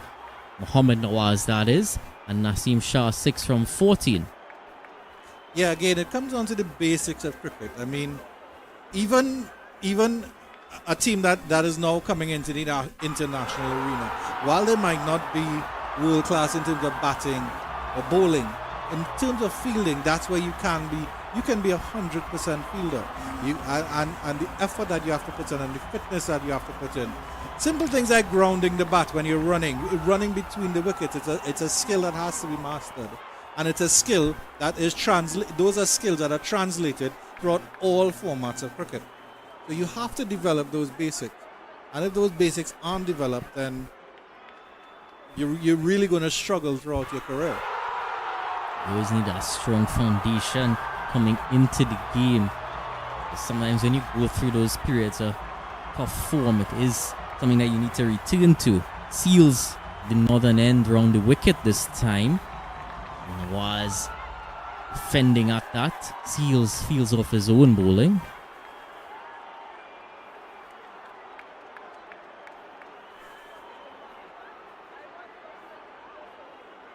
It's 7 to over Jaden Seals. Mohamed Nawaz still on strike. At run rate just about to touch 9. Required rate, that is. And our required run rate 8.93 at the moment. Seals into Mohamed Nawaz again. And this time it's coming off the thick outside edge. But no one there, so he surely might have intended to play it. Man at deep third comes around to cut it off for 1. Seals has 3 deliveries at Nasim Shah. Although, as you mentioned, Dylan, Nasim does have a 50 at this level. So the Pakistanis think tank would really be dependent on their tail right now. See if they can make a fist of this game. Jaden Seals, he will want that 5-wicket haul. Because Nawaz also has a 50 in one-day international cricket. More all-round option. Seals in again to Nasim Shah and just looking for a quick single, but nicely cut off by Evan Lewis at cover. And in the List A format, Mohamed Nawaz has a high score of 187. Oh wow. Well, certainly we're hoping that he doesn't get to anywhere close to that here. Jaden Seals, I believe, is from the Shagonas era, so he lives right up the road, so he'll be looking to go home to finish this early and go home for some well-deserved rest. It's been a long summer series or home series for the West Indies. Some joy, a lot of pain. They really want to finish here strongly. Jaden Seals again to Nasim Shah. Short one up in the air, and Seals takes the catch off his own bowling. 5 for Jaden Seals. 5 for 18. His figures now, and he doesn't look like he's anywhere close to being finished. Wonderful stuff from Jaden Seals. Truly magnificent. Nasim Shah is going to have to go for just 6 runs. 92 for 8. Pakistan. Absolutely brilliant bowling by the Trinidad and Tobago and West Indies fast bowler. His maiden 5-wicket haul in ODI cricket, and he does it in front of his home crowd. He raises the ball and acknowledges the applause as he takes West Indies closer and closer to a big victory. There's a big smile on his face, and all the joy, really and truly, all the joy must go to Jaden Seals. Dylan Sharma, how are you going to pick a man in the match of this game? Because it's a straight shootout between Jaden Seals with 5 wickets for 18 runs and then Shea Hope. I really don't want to be the man in the match adjudicator today. Can they just pick the 2 of them? I know we have joint man of the matches in the past. And there's Dylan being politically correct and judicious, also, as he usually is. Seals his best figures in ODI cricket as well. His previous best would have been 4 for 22. Would have taken against Bangladesh at the end of last year. Yeah, brilliant 5-wicket haul, and look at that, 2 wickets left for the Pakistanis to fall, and Seals has 2 wickets left and it's over. Can he finish with 7 for 18? The new batter coming in, Hassan Ali. As we look at the replay here, it was survival there more than anything else for the batter, and it just bubbled up in the air. Seals took the catch, immediately threw it up in the air, and a scream of joy for 5 wickets. And no doubt that tall, brilliant fast bowler will be walking a little bit taller here in Trinidad. The crowd want more. They certainly want more for their hometown hero, Hassan Ali, to face up to Jaden Seals now. And Ali in one-day international cricket also has a 50. Yes, Seals to him now, and it's short at his body. Well, my goodness. The umpires are immediately calling for treatment there. That was a short, sharp, nasty delivery from Jaden Seals. Took his eye off it and it struck him. Oh my goodness. It struck him, I think, on the protection on the back of the helmet there. So that was a very, very dangerous and vicious ball. Hassan Ali, warrior that he is, he seems to have shaken it off.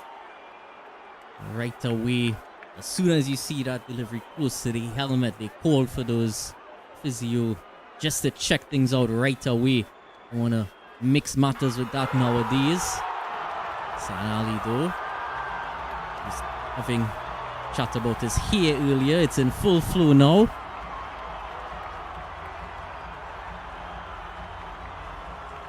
Five for 18, Jaden Seals, and it's been a brilliant, absolutely brilliant bowling masterclass from him. Some very, very good short pitch deliveries, but I think even more impressive are his full deliveries. We got Mohammed Rizwan castled, and then of course getting rid of Ayub early in the inning with a full delivery. 5 for 18, his best figures in this match. Second best figures against Bangladesh, 4 for 22. That was back in 2024. Hassan Ali has put back on his helmet, and he looks like he's ready to bowl again. Well, Hassan Ali isn't going to back down from any sort of challenge. And also, I would have mentioned he has a 50. He actually has 2 50s in ODIs. So another man who can bat, but Jaden Seals completely steaming in. 1 wicket, 1 run so far in this over. It's all smiles out there. Crowd continuing to amp up the noise levels. Rampole as well.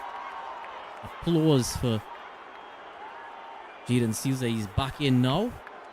And just pushed out towards cover by Hassan Ali. Not as much fury in that delivery.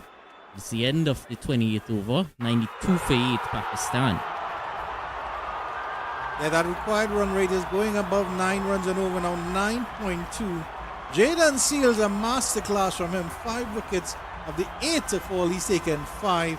Moti with 2 and Chase with 1. Umar Joseph not getting on this the wicket column as yet. Roston Chase will continue bowling. We haven't even seen Justin Greaves turn his arm over because he's just not been needed at all. Yeah, it would take quite a turnaround to acquire the services of Justin Greaves at this stage. Roston Chase continues now around the wicket, and Mohamed Nawaz hits it quite hard but straight back at Roston Chase. No run for him. This 1 for 16 into his 6th over. Continues. Defended softly this time from Mohamed Nawaz. Still no run. I just wonder what thought process behind Mohamed Nawaz would be at this moment as we try to bat for pride. Bowlers aren't really giving him anything to take the attack to. Again, a solid difference from Mohamed Nawaz. Chase in the 6th over. It is quite a difficult one to work out, that mindset of Mohamed Nawaz at this point. Chase to Nawaz again and push back to Roston Chase. The 4 dot deliveries in a row here, Roston Chase, making his figures look even better. Chase has Mohamed Nawaz. Hassan Ali was looking for the run, but there's not there. Sent back immediately by Nawaz. I don't know where Hassan Ali was going, to be honest with you. I don't know if he saw the popcorn man and said, hey, I want popcorn, because it seemed like that way he was heading. You know, delivery of the over coming up, and again just pushed towards extra cover. No run coming from the over. Maiden for Roston Chase. Just to add to his tally today. Mohamed Nawaz 23 runs to him. Hassan Ali still yet to get off the mark, and score remains 92 for 8 after 29. A brilliant performance by Roston Chase. 1 for 16 off 6. Roston Chase is a very tall, very slim fellow. he has those long arms and he has those long fingers. And certainly in his development, his cricketing development, Austin Chase has developed into a very, very good white ball player. His T20 cricket, I think maybe they give him a little bit of credit in terms of his batting. He's not exactly the greatest power hitter in the world. As Jaden Seals continues from the northern end. He is now, and that one came in and it bowled Hassan Ali. 6 wickets now for Jaden Seals. He wants to finish this in this over. He wants to finish it himself. 6 for 18, Jaden Seals, after cracking Hassan Ali on his helmet in the last over. He's castled him this time. Beautiful delivery. Pitching on that line just outside off stump and honing in on the top of off stump. That would have dismissed any great bat in the world. Hassan Ali walks back for a duck. The Pakistanis are 92 for 9. It's going to be... The West Indies could actually win this by over 200 runs should Jaden Seals wrap this up in this over. That was top of off. He was just telling Hassan Ali that's where you needed to hit today. Didn't take any wickets earlier. Now I'm just making it look a bit too easy. 9.7 that required run rate. Mohammad Nawaz has just watched a procession at the opposite end. And it's Abrar Ahmed who joins him for the final wicket partnership. Yeah, the bespectacled Abrar Ahmed walks in as the number 11 batter with a Mount Everest to climb. Absolutely brilliant. In all fairness, Hassan Ali should have been fouled to that one, but he was jumping back and left his off stump exposed. And with the decent pace of Jaden Seals honing in on that off stump, it was absolutely brilliant stuff. And it's very, very good to see that that he shared a hug immediately with Shamar Joseph, his fast bowling counterpart on the other side. Shamar Joseph has not taken a wicket in this match. Seals has done all the damage. Will he wrap it up in this over? Seals to Abrar Ahmed, and this time Abrar just plays it towards backward point. And is it a run out? A direct hit it is for sure. And West Indies are celebrating here. Everyone in the crowd is up. But we'll have to wait for some confirmation from the TV umpire. No, the umpires have knocked the bails off. I believe the wicket has been given. No, the decision is still pending. Nawaz will be stranded on the other end as the throw comes in. It looks like he shot the ball. Yes, he is gone. It's a direct hit, and unfortunately, Jaden Seals won't add to his wicket tally. But the Pakistanis have been summarily dismissed for 92 all out in 29.2 overs. It's a victory of 202 runs for the West Indies. It's an absolute landslide here at the Brian Lara Cricket Academy in Tarouba, Trinidad. They've ended 31 years of not beating Pakistan in a tri-series, and that's all that's been written, Dylan Sharma. A brilliant victory here for the West Indies. Absolutely brilliant turnaround. You think about the previous matches. Pakistan started off with a win in the first, West Indies with a win in the second, and this time it's a complete demolition of Pakistan. And we'll just run through the scorecard for you very quickly. I'll run through the scorecard, and then Dylan Sharma will have a look at the bowling figures. Saim Ayub was caught by hope of the bowling of Jaden Seals for duck. Abdullah Shafiq also out for a duck, caught of Moti off the bowling of Seals. Babar Azam fell to Seals again, LBW for 9. Mohammad Rizwan castled by Seals for a golden duck. Salman Agha caught and bowled by Moti for 30 of 49 deliveries. He's the Pakistani's top scorer. Hassan Nawaz stumped by Shea Hope off the bowling of Moti for 13. Hussein Talat was bowled by Ruston Chase for 1. Mohammad Nawaz unfortunately not out on 23 of 28. Naseem Shah was caught and bowled by Seals, a vicious bouncing delivery for 6 of 16. Hassan Ali was bowled by Seals for none of 3. And Abrar Ahmed was just run out. And looking over the bowling card, first and foremost, Jaden Seals, 6 for 18 from his 7 overs and 2 deliveries. Romario Shepherd, none for 10 from his 5 overs. 2 maidens to go along with that, but no wicket. Shamar Joseph, 7 runs at An economy rate of 1.75 from his 4 overs. No wicket, but still very valuable there from him. Udakesh Moti, 2 for 37 from his 7 overs. And Ruston Chase, 1 for 16 from 6 overs that he bowled. Yes, it's not Zindabad Pakistan for this series. It's rally around the West Indies. Jayden Seales is showing the ball to this adoring crowd as he acknowledges his best bowling figures of 6 for 18. And the West Indies will be very, very, very happy with this result. Jayden Seales, he's bowled absolutely brilliantly throughout the home series in the Tests and ODIs and T20. Well, he hasn't played any T20, but he's certainly come out very, very strong here now. And it was a brilliant performance, brilliant team performance by the West Indies with some individual performances in terms of Shai Hope, 120 not out, and then Jayden Seales with 6 for 18. Dylan, your thoughts on Shai Hope's innings? Well, both Shai Hope and Jayden Seales showing that tagline for the season, full of energy. West Indies, and well, it's going to be hard to pick who is going to end up the man of the match, whether they split it down the half or if either one of those innings is deemed more valuable. But really, Shai Hope set that scene, as you asked me about his innings, really set the scene for this second innings. Really put up a score that would have been quite difficult for Pakistan to think about chasing. Yeah, just to remind you, the West Indies amassed 294 for 6 earlier in their 50 overs, but get this, at the 35th over they were 137 for 4. They added over 100 runs. Actually, at the 40th over they were 175 for 4. So they added, if my maths isn't failing me, they added 200.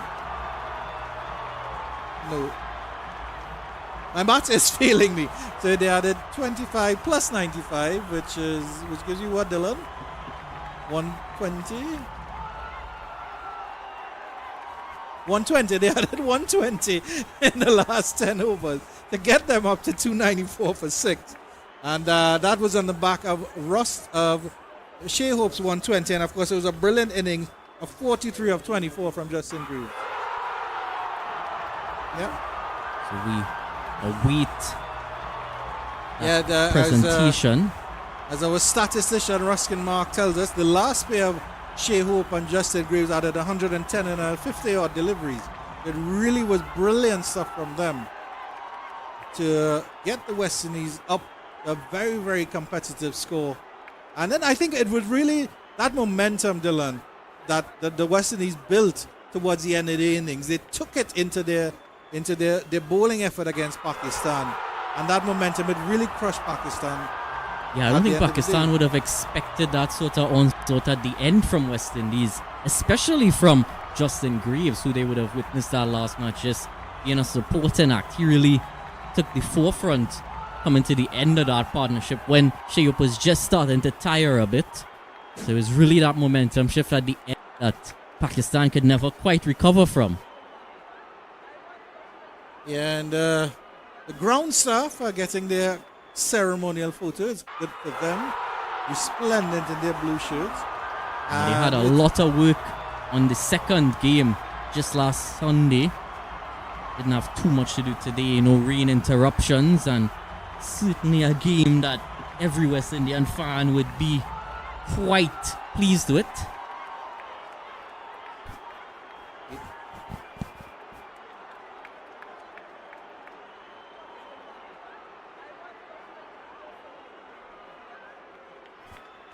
Yeah, and it's also good to see that the Pakistani contingents who have enjoyed themselves in Trinidad and in the Caribbean, they're down there with the Pakistani players and getting some choice autographs and stuff like that.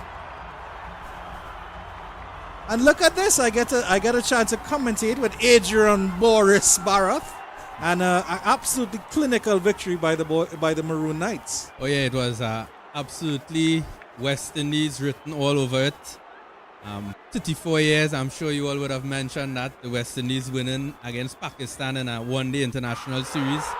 I was just 1 year old the last time West Indies beat Pakistan in a one-day series. So it's remarkable for all these fans here, even for us, to see this in West Indies cricket. I think the world on a whole, the worldwide cricket nation, would be happy to see this for West Indies cricket because a lot of teams support West Indies. In fact, in India, after Indian fans support India, the next team is West Indies. I think that's true for everywhere in the world. Everywhere in the world, West Indies is right. everybody's favorite second team. Whether it be, I mean, of course, there were the glory days of with Jay back to Clive Lloyd and Silver Richards and those guys. But I mean, the talent was always there, Adrian Barrett. Talent was always there. The greatness was always there. Just how is it being harnessed in the modern era is the problem that the challenge at West Indies cricket West Indies is trying to surmount. And I mean, they've done some very, very good things. I mean, we look back at this entire home season for the West Indies. And I mean, while there was a lot of pain, I mean, the 27 all out, you can't really go further than that. But there was still some joy because those bowlers, Alzari Joseph, Shamar Joseph, and Jaden Seals, I think can be a very formidable attack for years to come. There hasn't been a bowling unit that has limited Australia for many years, and those three guys managed to do it.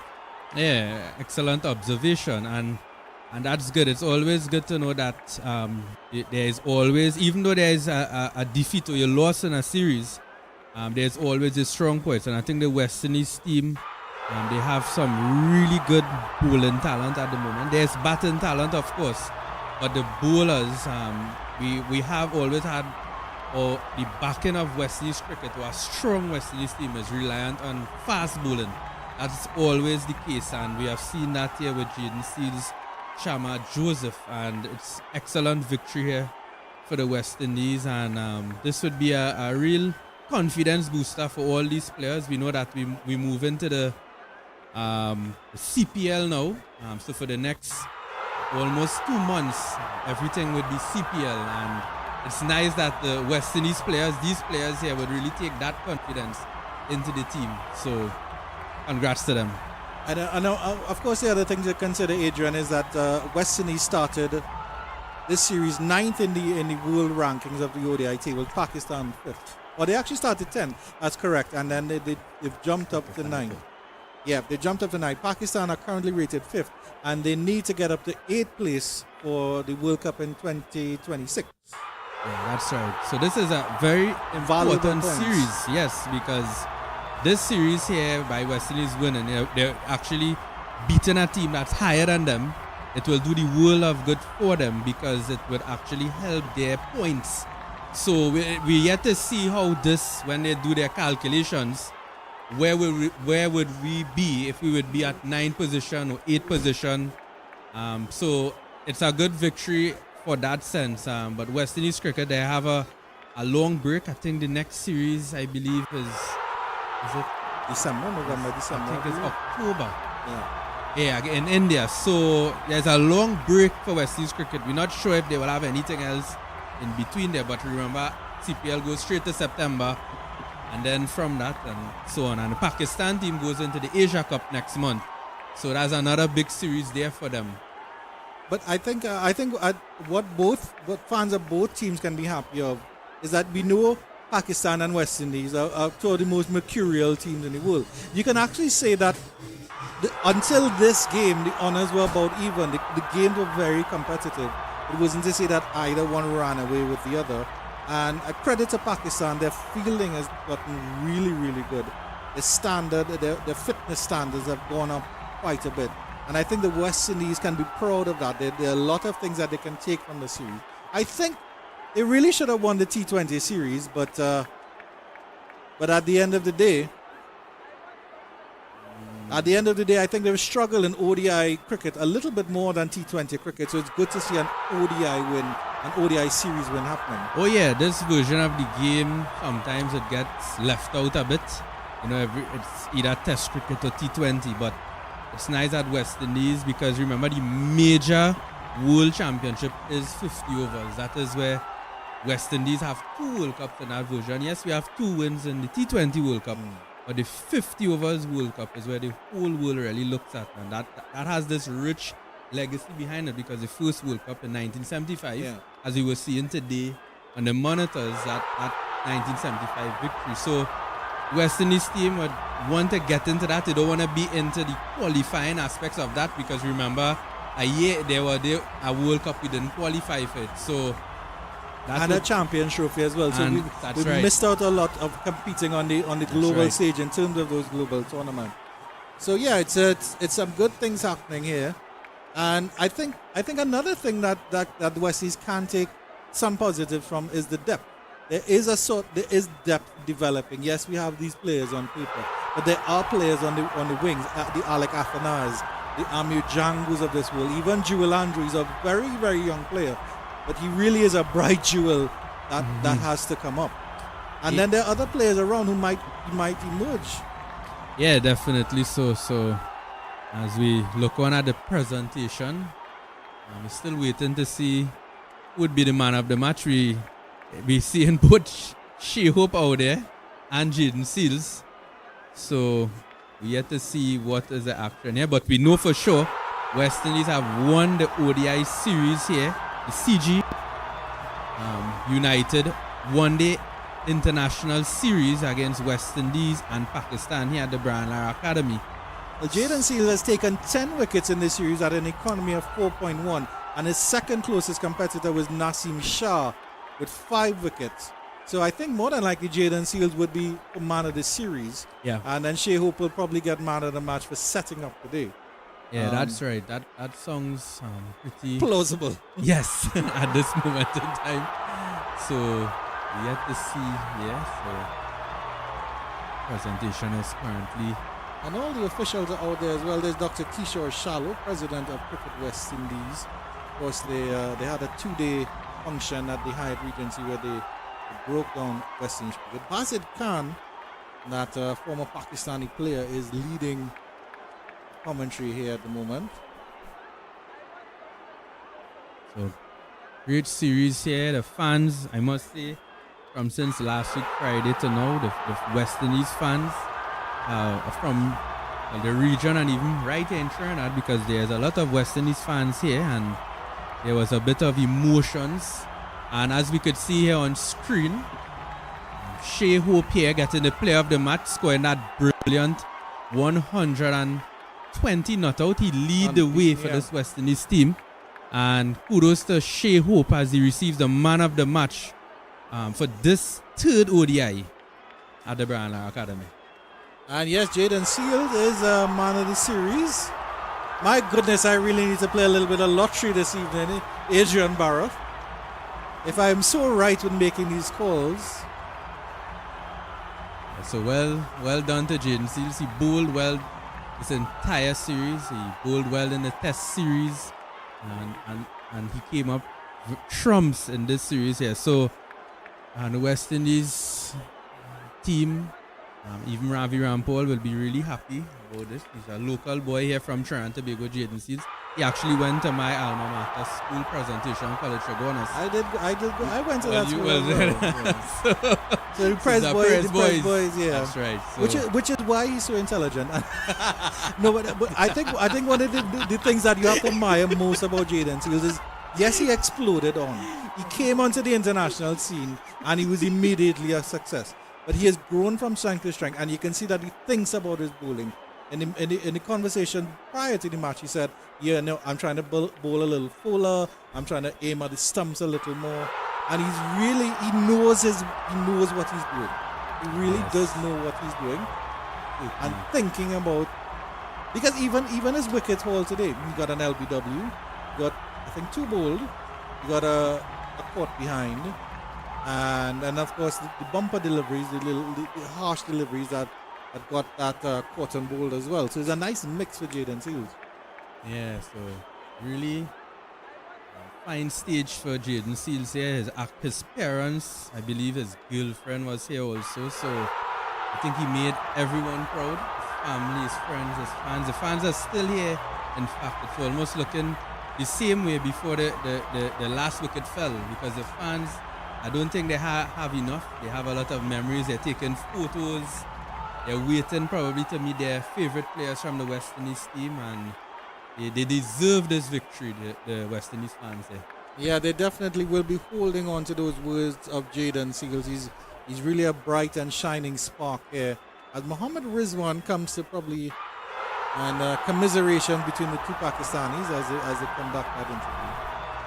So that's it here at the Brian Lara Cricket Academy, the final match of this 3-match ODI series between West Indies and Pakistan. The West Indies have won the series 2-1, and Shea Hope getting the man of the match in the final ODI, and Jaden Seals getting the man of the series. And congratulations again to the West Indies team, and we also say safe travels to the Pakistan team. And to all our listeners, thank you for listening. All our fans, the fans of cricket around the region and even around the world who is streaming, we say thank you again, and we say goodbye from the Brian Lara Cricket Academy.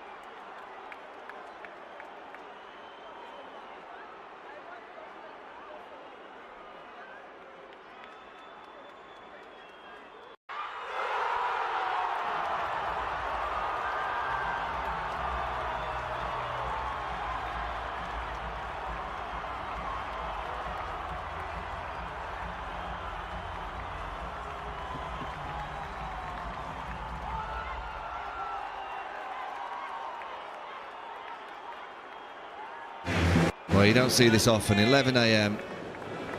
and it's full here at Headingley. They know that this game is on. Oh, it's hit Ben Stokes hard. That's hit him hard. The front of his helmet has just demolished the back end of it. I don't remember a series where so many batsmen are getting hit. Well, there'll be a big cheer. There you go.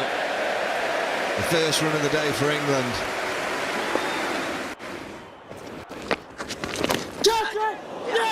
Out. The inside edge. The skipper's gone just before the second new ball. What a breakthrough for Australia.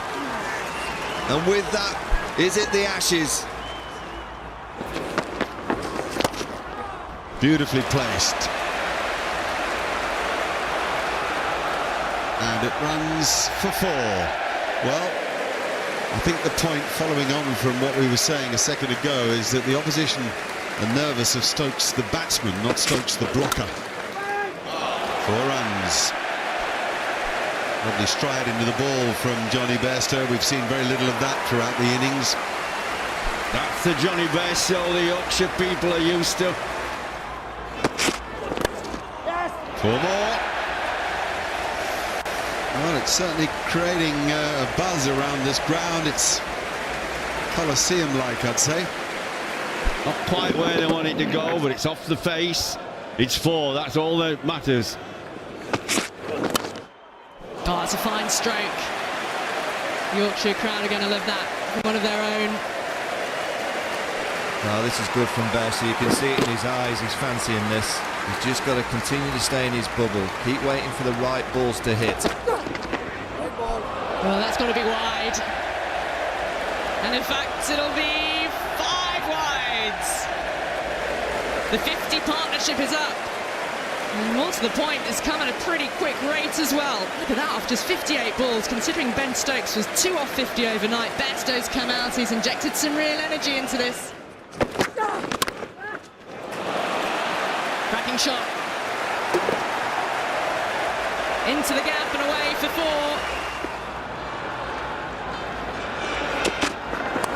Oh, no, but wait. 4, 6.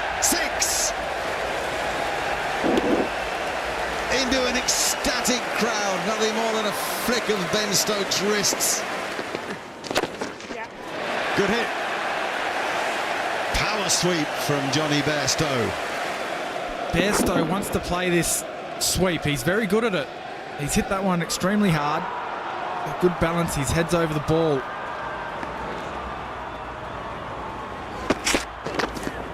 Oh, goodness, is there an under edge? Josh Hazelwood!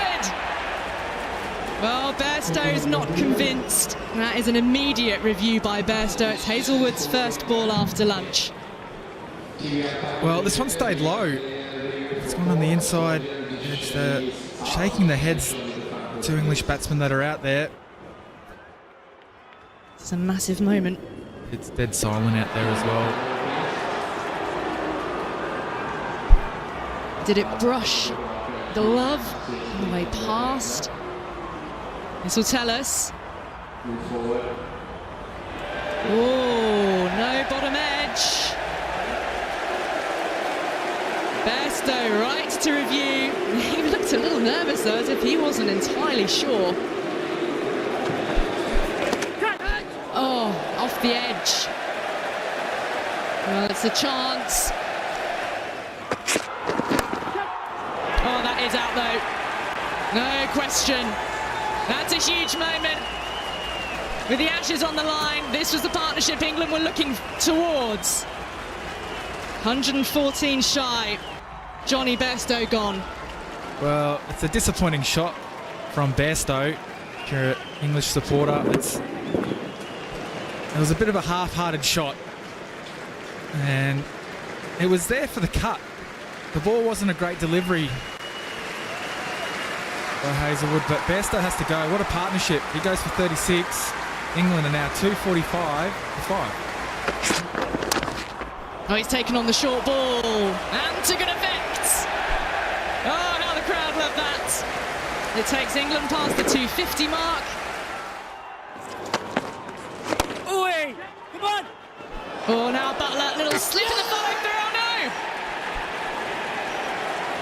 That is a disaster for Jos Buttler and for England, and look what that means for Australia. They're taking a huge stride towards retaining the Ashes now.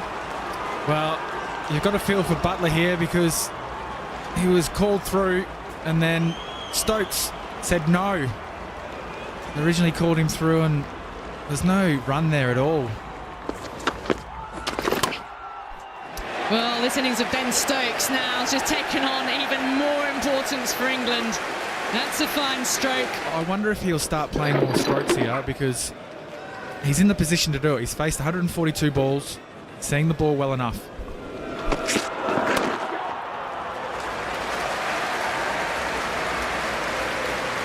$100 to win for England. Stokes on 49, Wokes on 1. Nicely played. In the gap.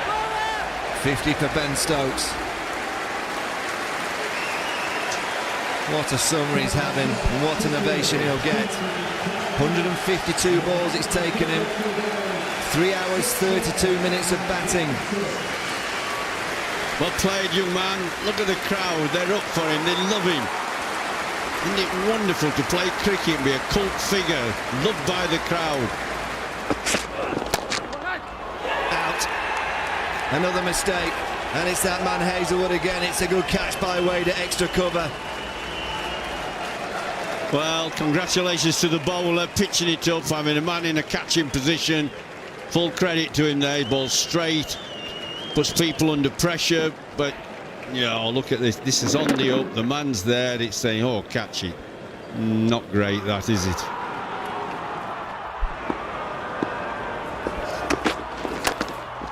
4 runs. Huge space there, so there's an element of risk if Cummins doesn't get it straight. 89 to win now.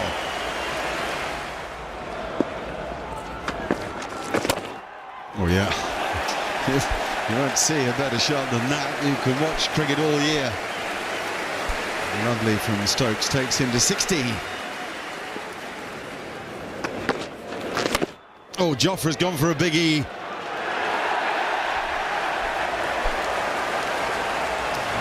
He's too short of a biggie, but he'll take it.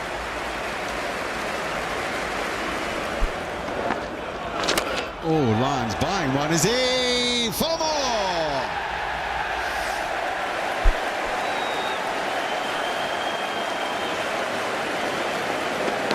$73 to win. And out. Yes, out. Beautifully judged. Stokes won't be pleased, I don't think.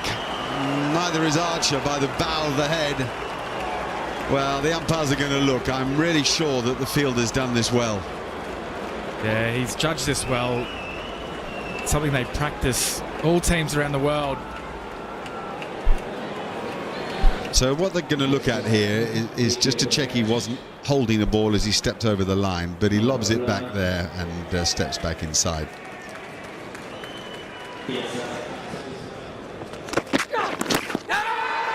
South LBW, it is. Broad's reviewing it. He must have hit it. That's the only thing I can think. Were there 2 noises?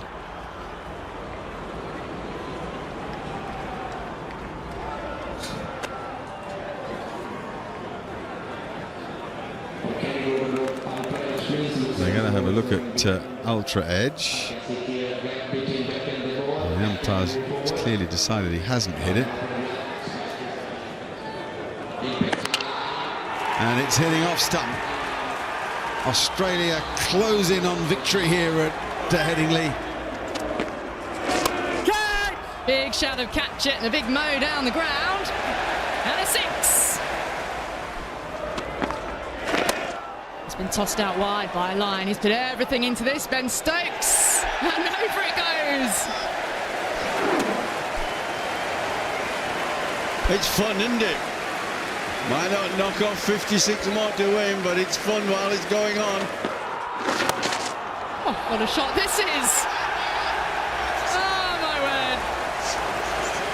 Great great shot. What a fantastic bit of entertainment this is.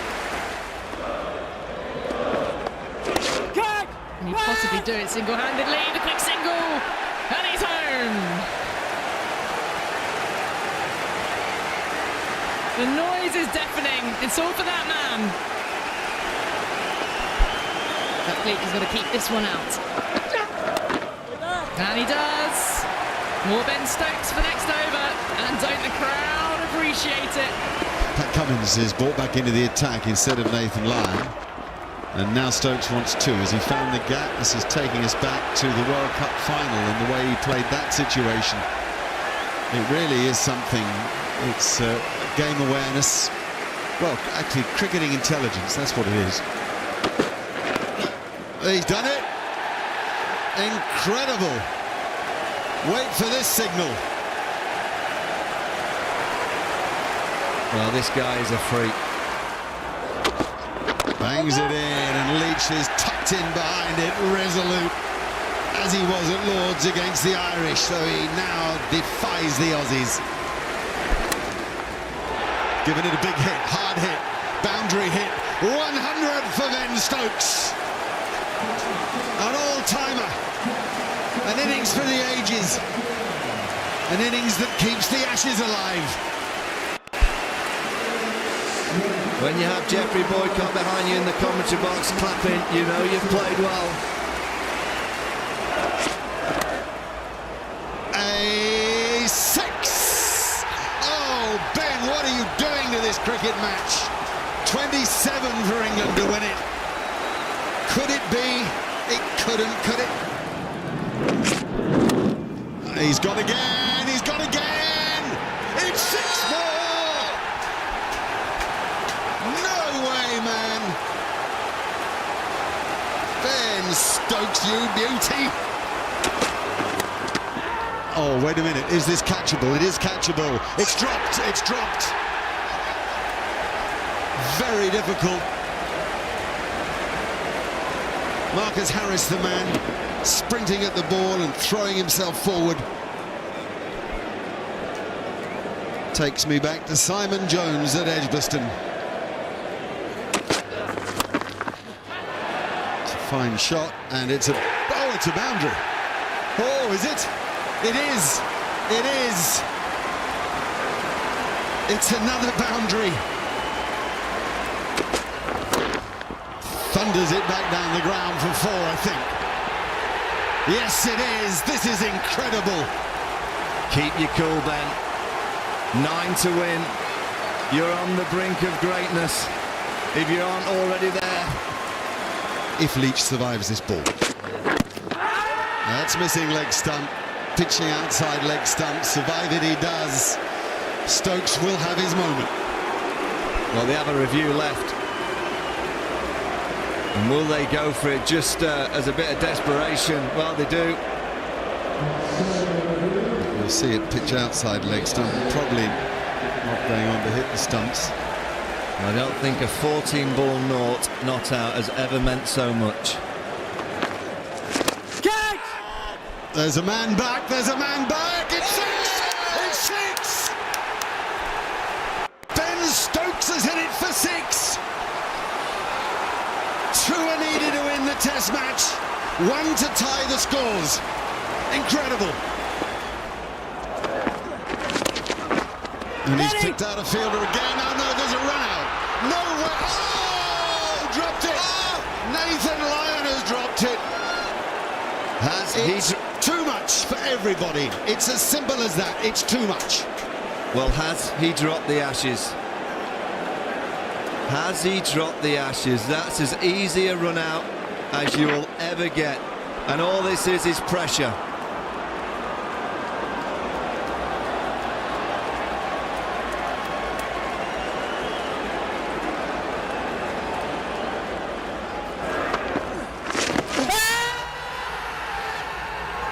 Australia don't have a review left. Well. Is this going down the leg side, or has Joel Wilson made one of the bravest decisions of all time? Well, here we go. Impact in line, pitching in line, would have been out. Joel Wilson. It's body. Here's the single. Yes, England have tied the match. England have tied the match. And Stokes has the strike. Jack Leach, you are my hero. The greatest one of all time. Here we go then. The scores are level. Yes! For Headingley 1981, read Headingley 2019. One of, if not the greatest Test match innings ever played, has just seen England to victory in the highest run chase in their history, having played the first Test match way back in 1877. England triumph here against the odds. A last wicket partnership that we'll never forget. 76 runs in it, of which Jack Leach made just a single. Ben Stokes is the hero of the land. What a remarkable cricketer. Tim Paine's just consoled Nathan Lyon at backward point. The LBW, the run-out chance. But don't take anything away from that chap. Jack Leach also. What an atmosphere, what a series we have.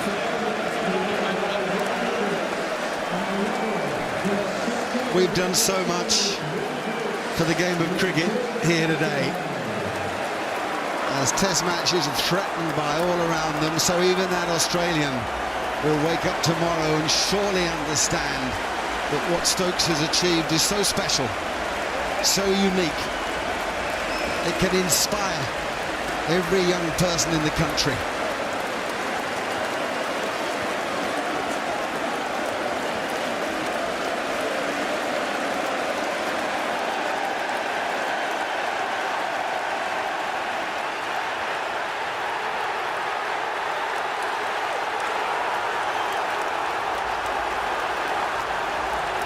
And on the back of that image comes that card. Ben Stokes unbeaten with 135 from 219 balls. And remember how long he took himself to settle before he truly exploded. Set up by Root and Denley, backed up by Bairstow and Archer. And we'll never forget the best unbeaten single ever made by Jack Leach. There are the Australian bowlers. All of them threw their heart at England, but it didn't prove to be enough. One for Cummins, one for Pattinson, two for Lyon, and four for Hazelwood, who had a fine match and will be disbelieving that he's not on the winning side. 179 and 246 for the Australians. England 67, I repeat 67, and 362 for 9, winning the Test match by 1 wicket. Remarkable. And as we've mentioned already, the highest run chase ever by England to win a Test match, going one better than Melbourne way back 1928 and Mark Butcher's famous 100 here in 2001. An extraordinary performance in every way.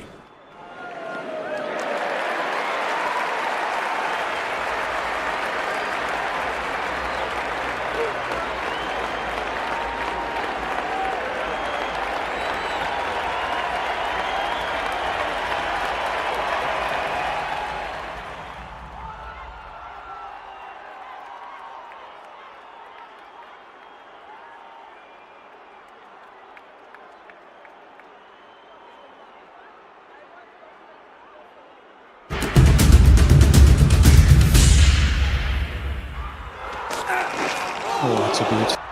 That's the sort of delivery he's been bowling to Warner.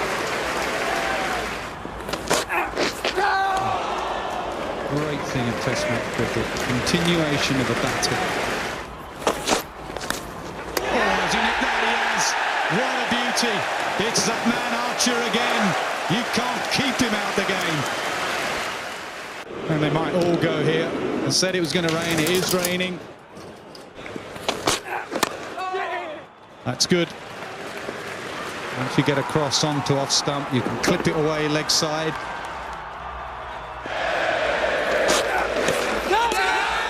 Noise, there's a noise, they're going up.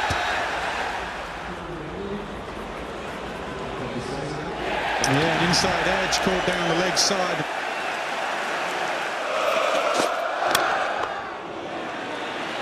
Driven away, that'll do him some good. His second boundary. That's a good shot. Clipped that nicely through mid-wicket.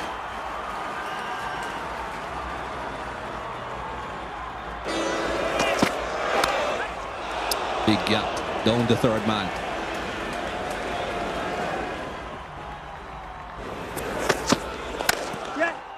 Just a push, but well timed. That will go all the way.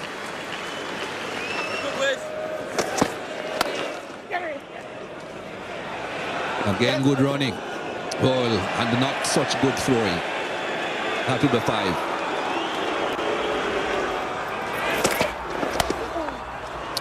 Play that quite comfortable. He got enough on it. Onto the front foot, transfers his weight back, flicks it over deep backward square. That's short and wide and spanked. Oh, that's gone quick. Slow ball just over backward point, chipped in the air. And the ball will go to the backward point fence and brings up David Warner's 50. This has been an excellent innings.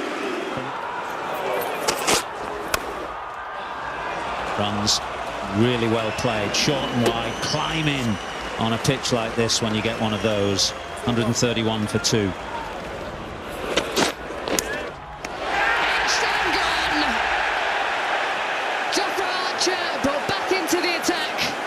And that's what the captain wanted.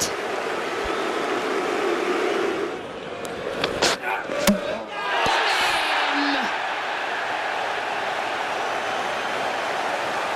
Stuart Broad has been toiling away all day. He doesn't miss the mark on this occasion. What a beauty.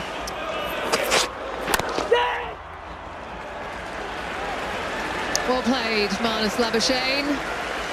And what a story it's been. Bang! Onto the steps. Jofra Archer has another.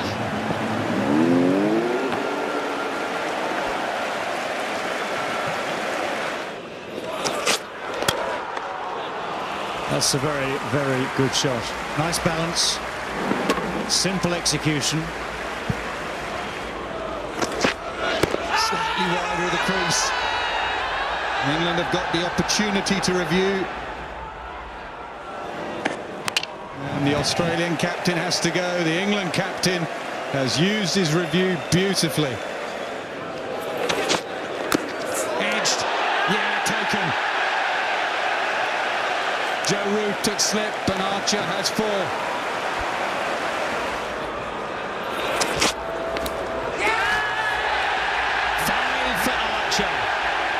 It is his first 5-fer in Test match cricket. Oh, must be out. Yes, it must be out. It was a full toss, but it was straight. Labuschagne has missed it.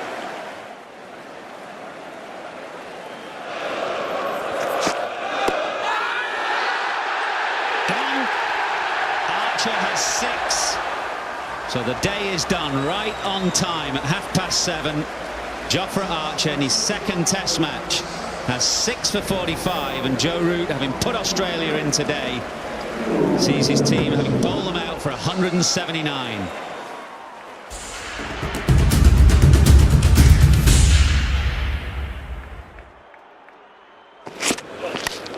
Edged and down. First wicket down, caught first slip. Warner the man. Edged and down. Another good catch. Well, it's another duck for Joe Root. Is there a glove? I think there is. There is. It's another short ball.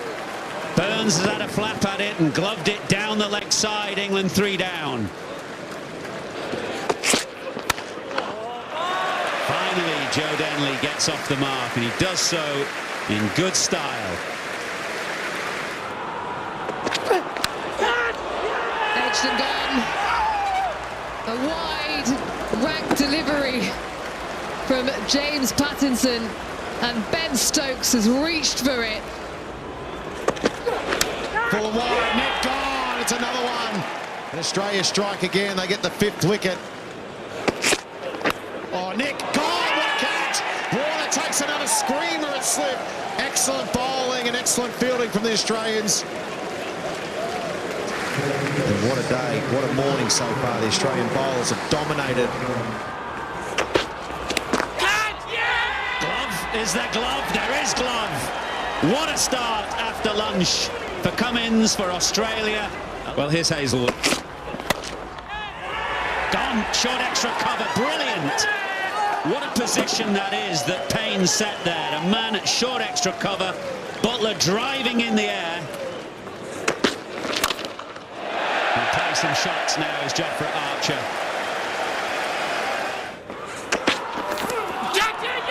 Back of the bat. It is back of the bat. Yeah, he's looking at the toe end. England 9 down.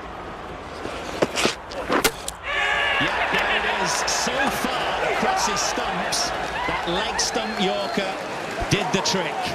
And it's 5 wickets for Josh Hazelwood, and Australia have bowled England out for 67. That's close. Coming back in. Giddy.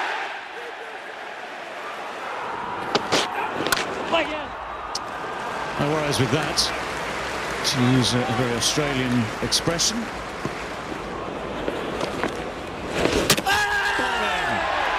That is a plan that works. Yeah, good captaincy, good bowling. Not a great shot. First ball out the rough. Big spin. Edged gone.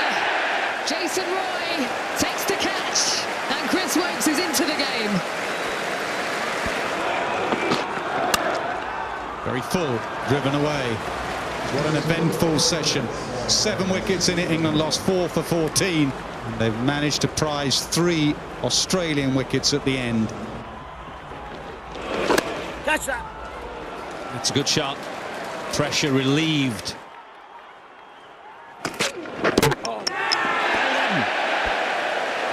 Excellent from Ben Stokes. This has been a terrific spell after tea. He might have had Labuschagne. He has got Travis Head. That's good footwork.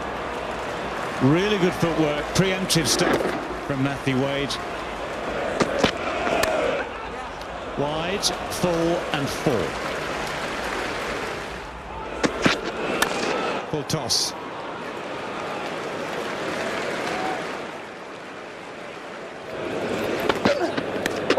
Wind swinger.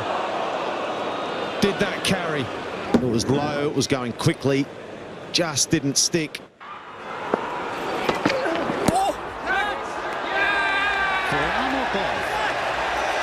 Gets going. Didn't even wait for the umpire's decision. So Matthew Wade dug a hole, and finally, at last, Ben Stokes gets a reward for a magnificent spell of bowling. That's closer. Yeah, it is. That's very close, more than close. Well, the initial appeal was for LBW. You could hear Joe Root asking the umpire, if Payne hit it, remember I caught it.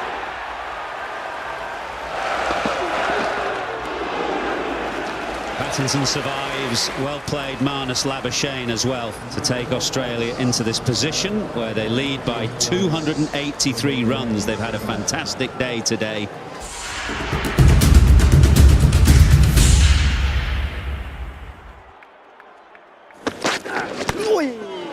Up in the air, it's gone fine.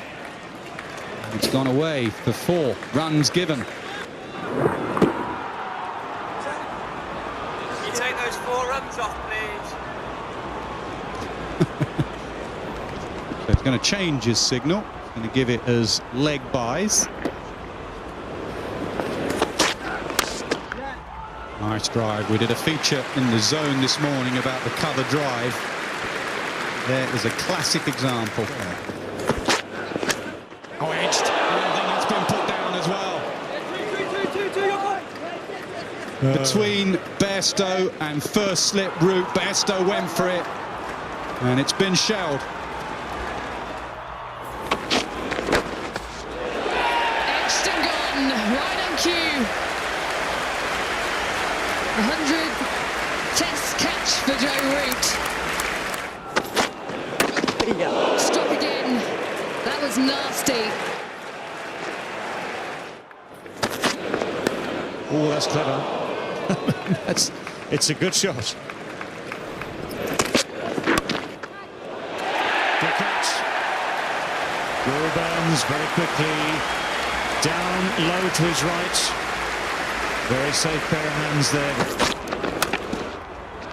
Sliced away. Thinking about the two in the midfield actually gives him just what he wants. Oh, that's still close. A very brave and a very accomplished innings. Onto the stumps. England will need to chase 359 to stay in the Ashes, and Australia need 10 wickets to retain the urn. Oh, a bit iffy, but it'll be some runs. Pretty quick this outfield, can get all of it, but might race away. It's very quick. It's 4.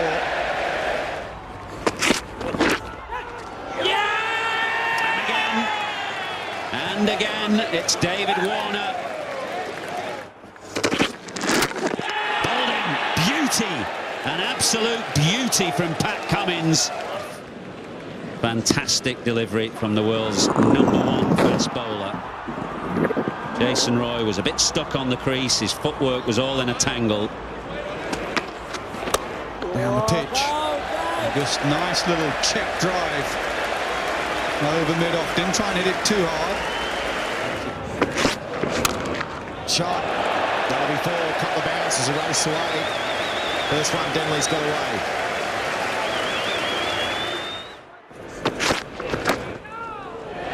Soft hands again. And the cheer will go up because they've gone past their first innings score. Well, the Headingley crowd have been asking for a bit of fight and a bit of character. They got it in that session from Root and Denley. Get a delivery and we'll put it away. And the local lad goes to 50. Cries of Root go up all round Headingley. A little bit of spin there, isn't it? And that might go away for 4. It does, back-to-back boundaries. He gets a drive away. Been waiting for that, Denley.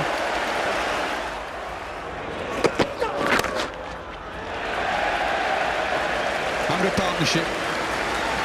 Joe Root, Joe Denley. Brilliant batting.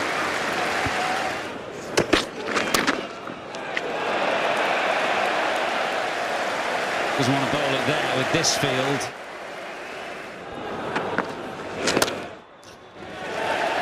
That's 50 for Joe Denley. Well played.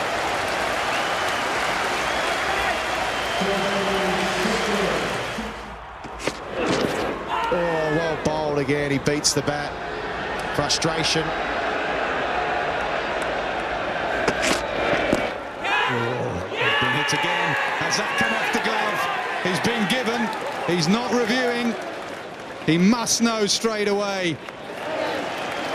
It's been a crazy 10 minutes. Australia have deserved one. They've got one. Stokes has 1 ball to survive. Survive it, he does. To huge cheers. Match summary, England 156 for 3 in their second innings. 203 more is the requirement tomorrow. Australia needs 7 wickets.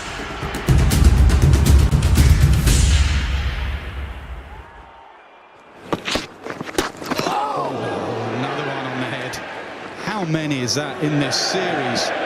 Just chipped a bit off that helmet at the back. What's that come off? What a catch that is. What a brilliant catch. He wouldn't have known where that's gone. Inside edge onto pad, past Payne. And it's that man, David Warner.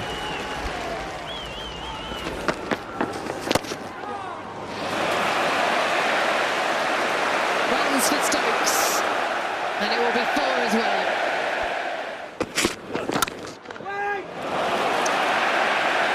Shot. Picks up 4. Well, first signs of naked aggression from Ben Stokes. Beautiful shot. Over pitched from Hazelwood, full face and touched down the ground from Bairstow. Oh, now that's wide. The final leg, and it's gone all the way for 6. Bairstow looks as though he's got the bit between his teeth this morning from the moment he came in. Gone now. This combination has worked. Lyon and Hazelwood. Hazelwood has got his man. It's well taken. Johnny Bairstow. He's gone. Firm pull. Very firm pull and in front of square. Huge cheers, not a 4. Come on! Trouble. Oh, gone. Brilliant from Travis Head at mid-wicket. There was a mix-up between Stokes and Butler's failed to make his ground. You can see what it means to Australia. Put it straight to the right mid-off. Wokes has gone, and England in a bit of trouble now. Great shot. Got a Caribbean flair in that one. Boundary, first one for Archer. Down the pitch, what a shot that is, Ben Stokes. Brilliant shot. Here is that big shot, goes towards the Western Terrace. Top edge. Man there, Western Terrace behind him. I think he's done okay. I think he's done okay there. And the reaction tells you he's fine. If it's the boot, it's out. And wicket today, pitching in. Delight for Australia. They're 1 wicket away from retaining the Ashes. Straight down the ground is the go, and straight down the ground Stokes goes. He's hit it sweetly. Hazelwood can't get there. It's another 6. Oh, what a shot that is. That is an unbelievable shot from Ben Stokes. A reverse hit, a switch hit into the stands. Scooped again, scoop fine, scoop 4. It's gone all the way. Slow ball, drag leg side, drag to the boundary, 100 for Ben Stokes. What a summer he's having. Up in the air, that's all the way, isn't it? It is all the way. 10 off 2. Up in the air again, Western Terrace again, 6 again. Wowee. Leg side again. And that's through, isn't it? Yes, it is. 4 more. Punch down the ground. And 4. It's down the ground. Mid-off is there. It's long enough. It's 6. Ready! They run. Non-strikers in. Could be a runner. Oh, he's fumbled. He's fumbled. Lyon has fumbled.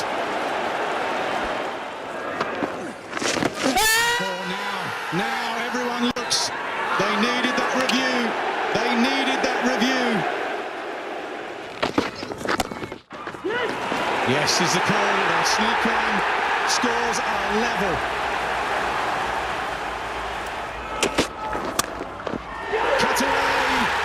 Cut away for 4. What an innings, what a player. Take a bow, Ben Stokes. The Ashes well and truly alive because of one cricketer, and that cricketer is Benjamin Stokes.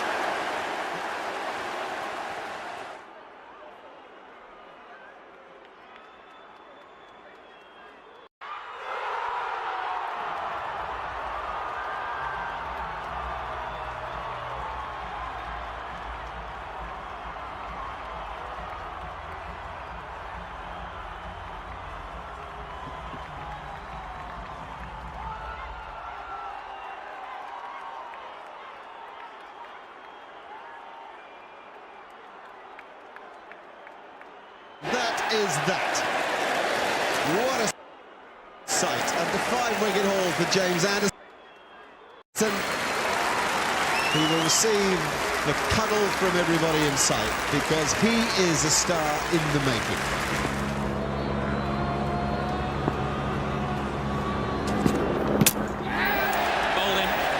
Anderson has struck his first Test match wicket for England, and the end of Mark Vermeulen. Wonderful ball that may well have angled in and held its line in the line of off stump. Mark Vermeulen may have played inside out on this. Played down the wrong line. Ball didn't do much. Just a straight ball that he's played down the wrong line of. Anderson, first wicket in Test match cricket. Vermeulen departs for 1. Zimbabwe 20 for 1.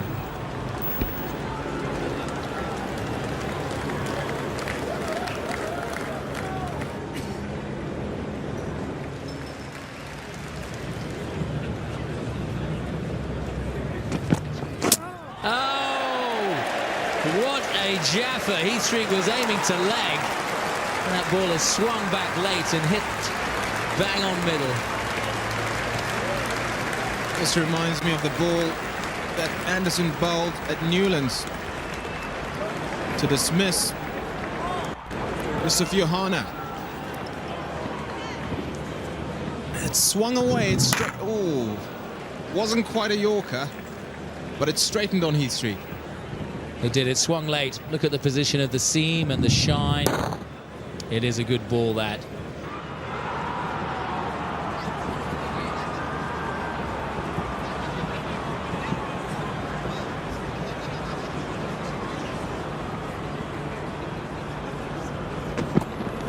Oh, yes, yes! Not a replay of the ball before.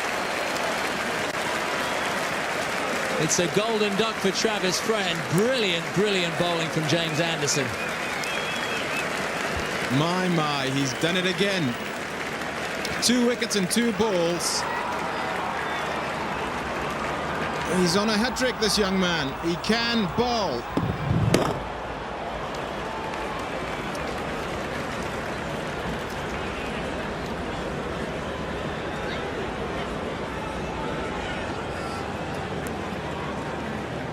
Two crackerjack balls in a row from James Anderson. They came at the end of an over that was about 20 minutes or so after lunch, and any player from any age would have had a problem coping with those. Hawkeye tells us just how much they did swing. Sometimes when the ball just holds up, you don't get an impression of much movement, but that is plenty of movement, I can tell you. Lovely stuff, perfectly pitched, you see, catching the batsman on the crease. He really does have a lovely natural talent for the game.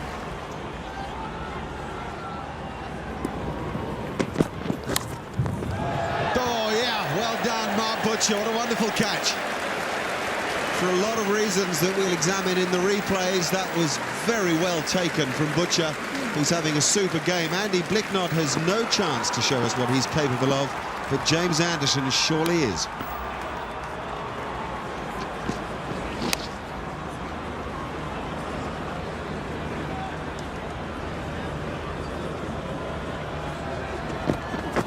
And that is that. What a sight at the 5-wicket haul for James Anderson. He will receive the cuddle from everybody in sight because he is a star in the making. Wonderful cricketing performance from England today, who have looked the business as they did with the bat earlier in the game. And thousands upon thousands will stand to applaud a boy who impressed in the winter and has already begun to fulfill the early impressions. Bifer, and you know what? His name goes on the honours board in his first Test match here at Lord's, and that is all ends up. Terrific shape in that delivery. Perfect shape, in fact. Just moving enough. Beats the outside edge, but doesn't beat the off stump. The close of the Zimbabwean first innings.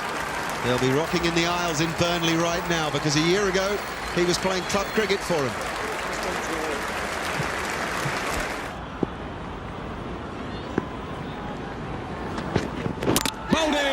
What a beauty from Anderson, full and straight, off stump's gone. It's a good delivery, he's given it every single chance. Opens up the batsman, Redmond squared up. There's no answer for this, stump out of the ground, every bowler loves that sight. So does his captain normally. Perfect, great delivery. Terrific delivery. Fairness to the batsman, I don't think there's a great deal you can do about one of those. You get one of those early on, and you're doing what Aaron Redman is. You're walking back to the pavilion. He's gone for one, it's 2 for 1. Bowled in! What a beauty! Repeat performance from Anderson. Even the off stumps landed in the same place. Absolutely mirrored that dismissal. It's a great delivery. It really is a great delivery. Squares up Brendan McCullum. There it goes, off it goes. He thinks that's angling in. Once he's seen the ball carry on, he knew he was in trouble. Jimmy Anderson, well bowled. Terrific. England have got the start they want.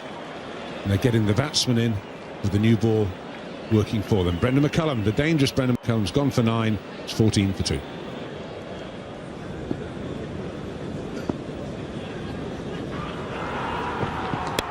In the air, gone, gully. Good position, good captaincy, Michael Vaughan. He's fiddled around, had 3 slips, 2 slips, 3 slips and a gully this time. Jimmy Anderson, full length, drive that, caught. We said we thought it was a good position, previous over. There you go, simplest of catches, no mistake made. The only mistake was by the batsman Ross Taylor, not quite getting to the pitch of the ball. Good bowling though, keep it up there, give it a chance to swing. Jimmy Anderson picks up his 3rd wicket. Ross Taylor on his way back to the pavilion, he's gone for 21, it's 62 for 3. Oh, that's big, that's close, that's out, that's gone. Anderson on fire here. Spare a thought, Daniel Flynn, all sorts have been going through his mind since last week at Old Trafford. He's a goner. Well, this is, as they say, dead. Trapped in front, nowhere, back of the crease, can't get the bat to the ball. That's out, off stump. Oh, bold, Jimmy Anderson. New Zealand in trouble, big trouble. Daniel Flynn. And lucky Daniel Flynn goes without troubling the scorers. It's 62 for 4.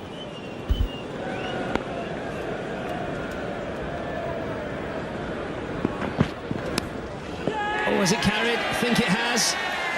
Yep, the finger goes up. 5 for Jimmy Anderson. Just 11 overs, 11.1 overs, and he's got 5 for 34 now. Jamie Howe goes. Well bowled, Jimmy Anderson. It's been a fabulous day for him. Runs early on, wickets in the second part. Jamie Howe will be just a little bit miffed at this. It did move away, but it was too short really, and Jamie Howe found himself drawn to it like a moth to the lamp, and that was that. So Howe has to go for 40. New Zealand are 5 down for 77.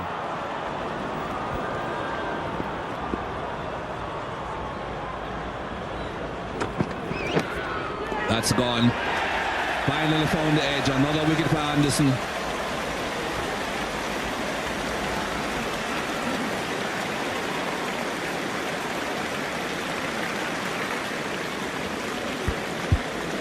Six wickets for James Anderson, career best. Ball going away from the left-hander, setting him up with the in-swinger, then the off-cutter going away from Oram. And we've seen that celebration 6 times now. It's James Anderson's day, it's not Jacob Oram's. He's gone for 7. New Zealand in all sorts of trouble, 93 for 6.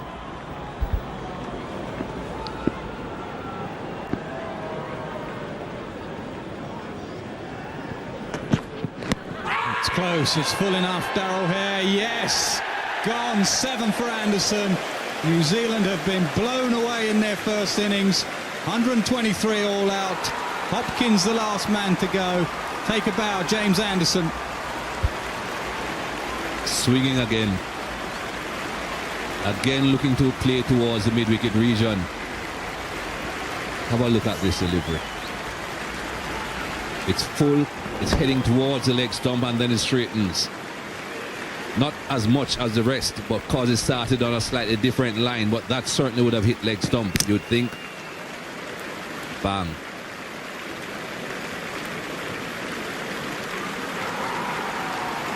7 wickets for Jimmy Anderson. He goes up on the honours board, not with 10, but with 7. That's good enough. Good few days for England. James Anderson, Stuart Broad. He didn't get the 10, but he keeps the ball. 7 wickets, 7 for 43. Third best against New Zealand for an Englishman. He'll make his way up the stairs into the dressing room.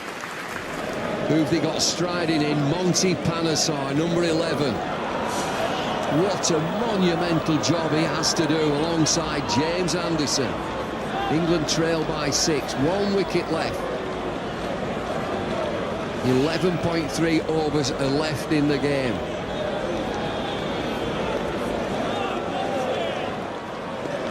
Change of bowling has done it for Australia. Siddle on the hunt.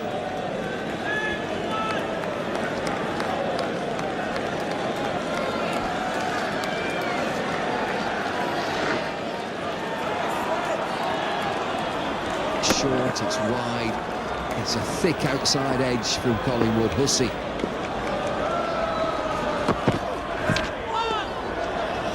Monty Panesar. Monty Panesar.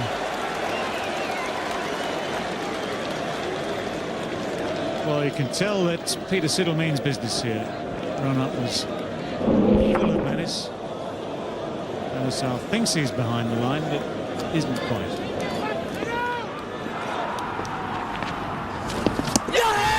Big appeal. No. Looked as if it just flew past the outside edge of the bat. It's a lovely bowling, isn't it? Horitz has got his lines right. He's just getting a little bit of turn on it now. The revolutions are good. The length is good. Very, very close. I couldn't see any contact there.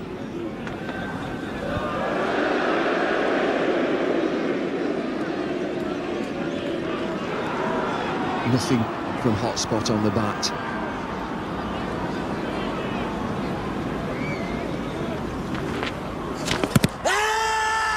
Not come back enough. Shouts every ball nearly. It's just survival, desperate survival for Anderson and Panesar. That's a good idea, isn't it, from Horitz? Trying to get the arm ball to come back in.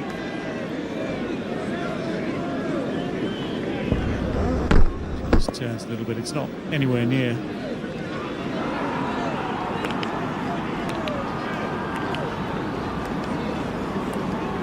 Ponting watched the ball at Panesar, just pushes the field back, stops a single. Solid defence. 2:35 for 9. Magnificent crowd reaction. England are still just about in this.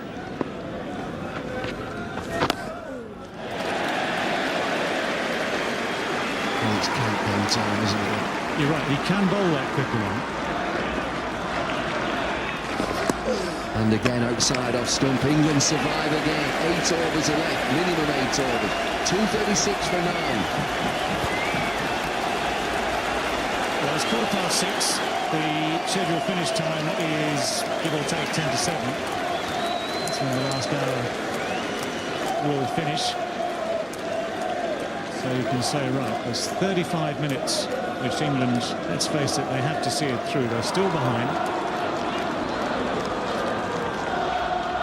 And if they get just a little bit in front, the onus is on them to see it through. Siddle again. Anderson on strike. England trailing by 3.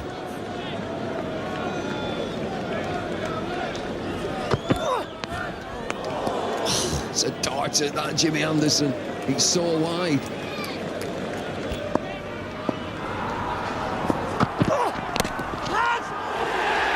Dabbed away England. Move into a lead of 1. It's precarious. It's a jam shot down to third man from James Anderson. What a noise around this ground. Everybody stood up. We've got a great battle on here. The good news about that is that now you can take off another couple from the number of overs that need to be survived. And judging by the cheer, you'd have thought England actually won the game with that shot. The lead is 1, it's 2:40 for 9. And again, runs here for Anderson, it squirts away. Lousy description, but it squirts away for 4. What a reaction in the crowd. England lead by 5. Go on, my son. Sidders up the ante, 91 miles an hour.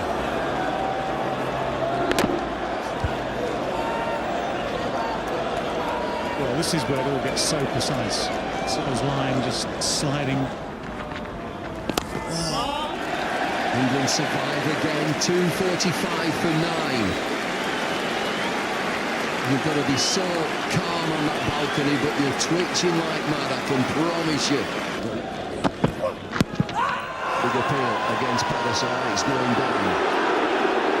I can understand the appeal, but I can tell you it's going down leg side. Well, there's so much tension out there, so much pressure on everyone, it seems, including the umpires. It's hitting right in front of leg stump now. You keep a cool head as an umpire, and you've seen that. You know very well it's going down and missing leg stump. You're trying to win a test match, you are imploring him.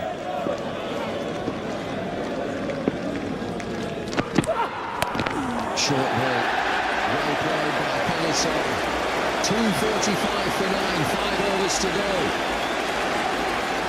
Well, it might be just as well to think of it in terms of time, the traditional fashion of test match cricket. The schedule finish is now 10-2. 10 minutes for the change of innings. Target for England is to get to 22 to 19-2, to be absolutely safe. Get there, and that's it. Australia cannot come out with the time that's left.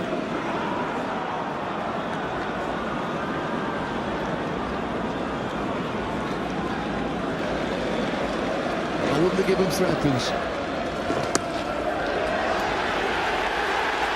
And they sneak through. They get through. Monty dives in for no apparent reason. It's a bye. Keep your eyes on everybody out there in the middle. Ricky Ponting stands. Umpires chat. The players are still out there.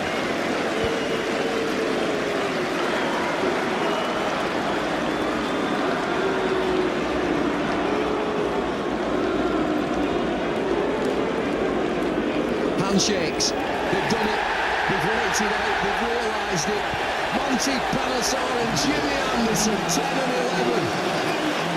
After a partnership of 69 deliveries, they've scored 19 runs. Jimmy Anderson, cool hand Luke, if you like. Monty Palliser will have loved the situation. England has survived. Australia have given them everything. Outstanding Australia. Did they need Shane Warne in this game?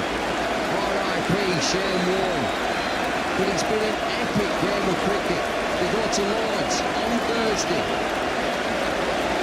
Level pegging. What a game, what an atmosphere. What a test match.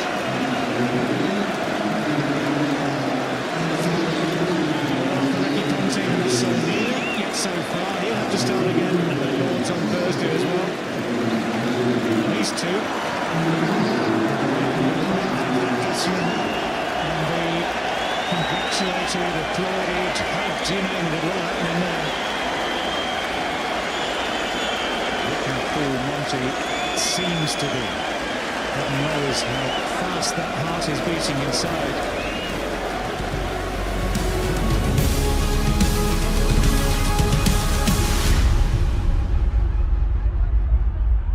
What a moment.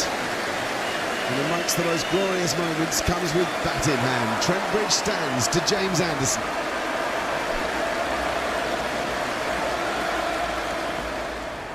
Well, he's gone for a reverse sweep. That's extraordinary. Having blocked out for hours at Headingley and not scored a run, he's got 4 with the reverse paddle.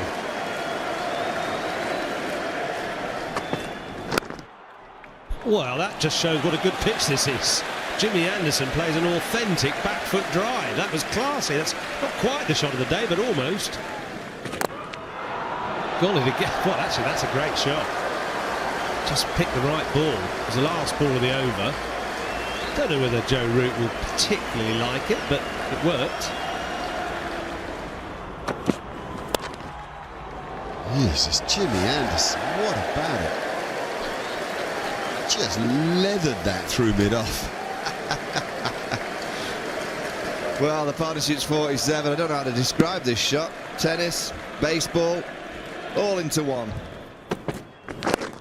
Good shot. What a shot. That's like a batsman. Whoa, 4 runs of the very best. Jimmy Anderson. Yes, it's a very, very good shot.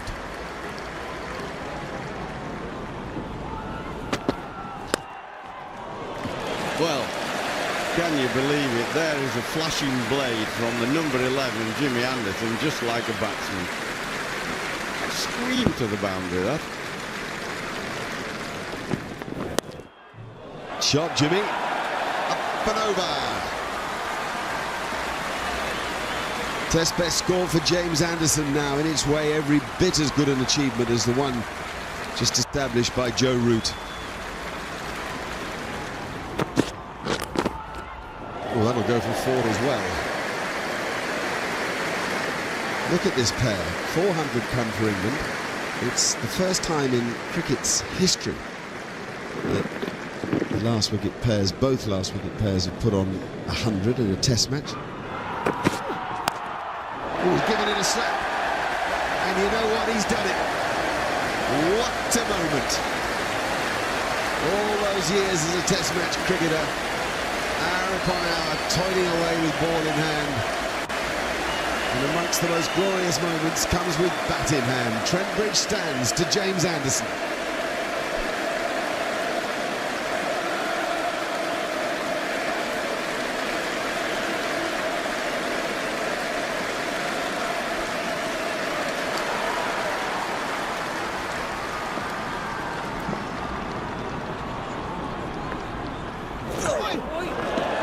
Well, that's going to be 4. 4 more for England. Well, that's a cheeky shot. Oh, what a shot. The back cut from Jimmy Anderson.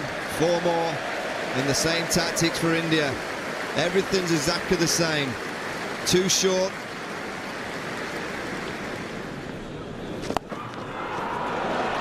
Well, the hard sweep from Anderson now. You know, forget that he's number 11. This is an outstanding shot. It really is. The placement, the power. Gets his head down. Oh, Jimmy, sachet down the pitch and Wallaby for 4. And the scores are level. Would you believe it? Yesterday afternoon, all those wickets going down, England in a mess. And his records continue to tumble. How about this one? James Anderson has now been at the crease for longer than any other number 11 in Test match history. The previous record was 3 hours and 4 minutes. He's passed that. The game of cricket never ceases to amaze. Joe Root and James Anderson now hold the world record for the highest partnership for the 10th wicket in Test match history. What a performance.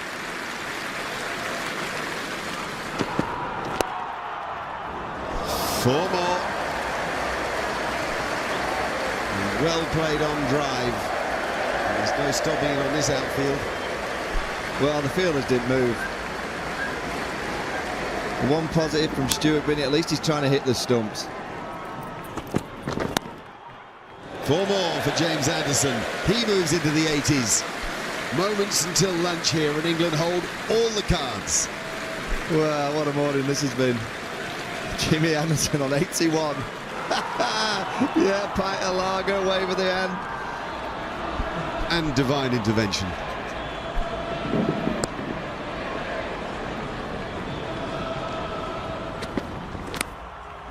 Has it been taken? Yes. Fine catch there at first slip. And a 5-wicket haul for Bhuvneshwar Kumar. Jimmy Anderson's resistance finally ends. India get their final wicket. Well, it's just nicely up there, isn't it? Outside teasingly. He's hit many of those for 4 and nicked it. So it's good cricket by India in the end, but better cricket by Jimmy Anderson, and shame he didn't get a century. But what a performance by Jimmy Anderson and Joe Root. Fantastic. There you go, Jimmy gets 10 in the match, 5 in the second innings. A complete mismatch this week. Oh, that might be out as well. Gloves of Silva couldn't get them out of the way, and Anderson joins the party. Bairstow another catch. This is great bowling by England. Well, he above everybody is due at this ground. You always feel it's the perfect place for James Anderson to bowl because of his ability to skim the ball across the surface. This really hurries. It's always a surprise too, that hooping in-swinger from back of the length, cramping the batsman. Anderson is just exploring that full length, that just nip back, and it's very hard to play those coming off the pitch on that perfect length, catching Matthews, who's a bit of a back foot player anyway, just on the crease. Cook knew it was out, so did Anderson, and the dreaded finger went up, and that's a big wicket for England. Matthews, looking obdurate, has gone for 34. It's 77 for 5. Had Angelo Matthews chosen to review, look what would have happened. The ball hits him outside the line of off stump. The decision would have been overturned. The moment it hit him, it didn't look as if that was the case, but anyway, the bowler wins the day. That was the 435th wicket for Jimmy Anderson, which puts him ahead now of Kapil Dev in the all-time leading Test wicket takers. Just 5 men ahead of him now. Dasan Shanaka is the new batsman, made 100 at Leicester. Oh, gone! First ball, James Anderson with a perfect outswinger. Shanaka, who had a good time of it with ball yesterday, has had a shocker with bat. That's a great level of this game, isn't it? In his first couple of overs, he had Cook, Compton and Root in his pocket with the ball, with a delivery pretty similar to this. Perfect delivery from Anderson. Full length, late swing, takes the edge, and Shanaka's first visit to the crease as a batsman in Test cricket lasted just 1 ball. 81 for 6. Well, the conversation that Anderson and Broad had before the match about the ends they should bowl from has worked well. They've really got it right here. Here's the hat-trick then. England on the attack. Rangan Herath, the batsman. Ouch, bounce there. Safety, though, for Herath. And no hat-trick for James Anderson.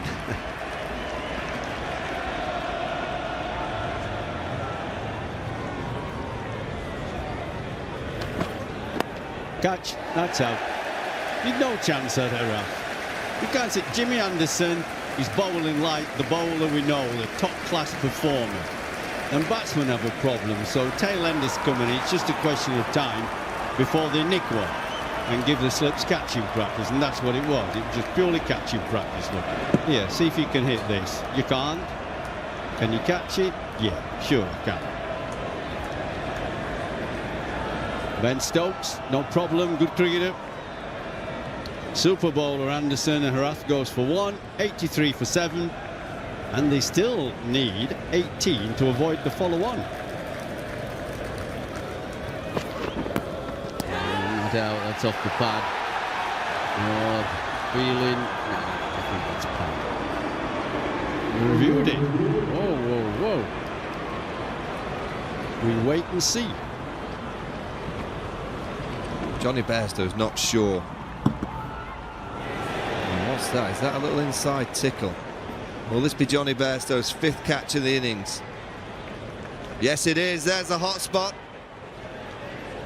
It's going to be 5 for Jimmy Anderson. That looks out. 5 for 16. The umpire gives it out. His first 5-wicket haul at Headingley. 4 for 21 for Stuart Broad. That's 9 wickets for 37 runs for the two top-class England fast bowlers. And Sri Lanka trail by 207, and England can make them follow on. I think Alistair Cook's just turned to the Sri Lankan bat, so you lot bat again. He got the team in the huddle, no doubt asked the bowlers what they were feeling. But they've only bowled 36.4 overs, so they should be fresh. Conditions like this, the lights are on. No question, I think England are going to bowl again.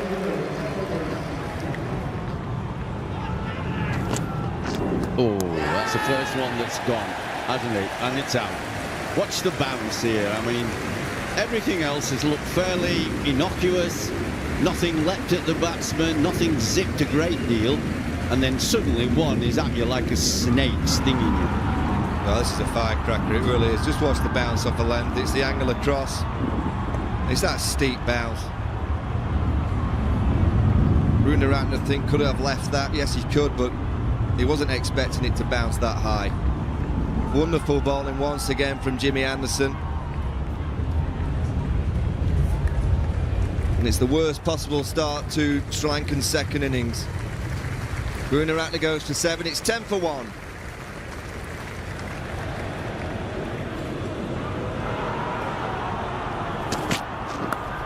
Oh, he got it. Beautiful from Anderson. That's the place. And it works the oracle. Safe hands again from Johnny Bairstow. Actually, it was a super catch from Bairstow, probably the hardest one he's had in the match so far, and that was the length that Anderson had been seeking.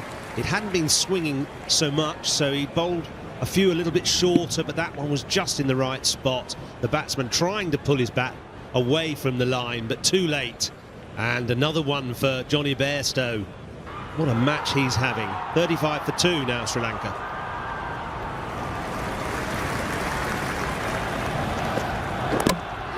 That's out too. Going to play it, going to leave it. Bad luck. On your way, go and get an early tee. It's moving around. It's difficult for top players, and if you're like these Sri Lankans, not used to these conditions, it's going to be even more difficult. This conditions almost tailor-made for a bowler of Anderson's skill. And okay, some of the wickets might be a bit lucky, but he's passed the bat so many times. It's been a real fast learning experience for Mendes. Actually, he's done really well. 53 from 68 balls.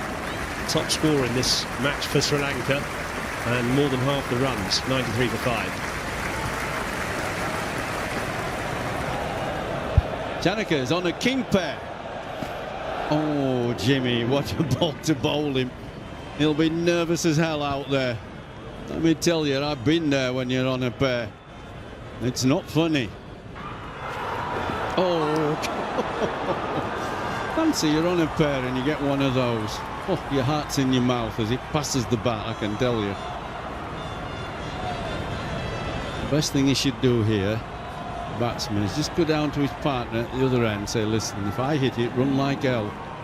Get me off the strike. Look at that ball go.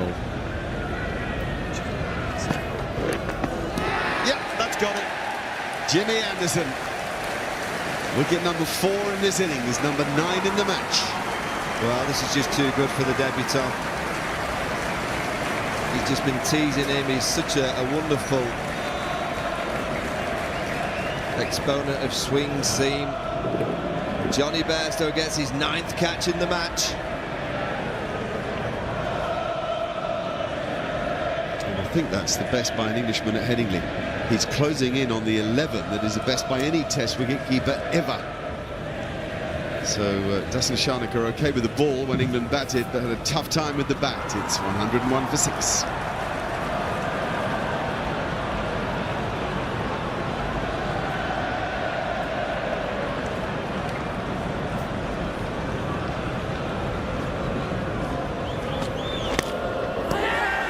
Now then, no, I think he hits the ground with his bat, just Pradeep.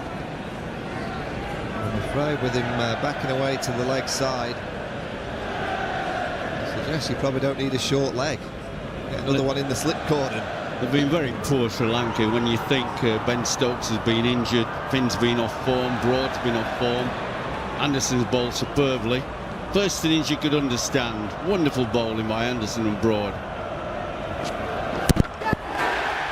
There you go, Jimmy gets 10 in the match, 5 in the second innings. A complete mismatch this week. England have been outstanding. England go 1-0 up in the series. Well bowled. Thoroughly deserved. Back to his best. First innings and second innings he bowled really well. But it has been men against boys. And it'll be the same again in Durham if we get conditions like this. Sri Lanka won't be able to match England at all, not in any department.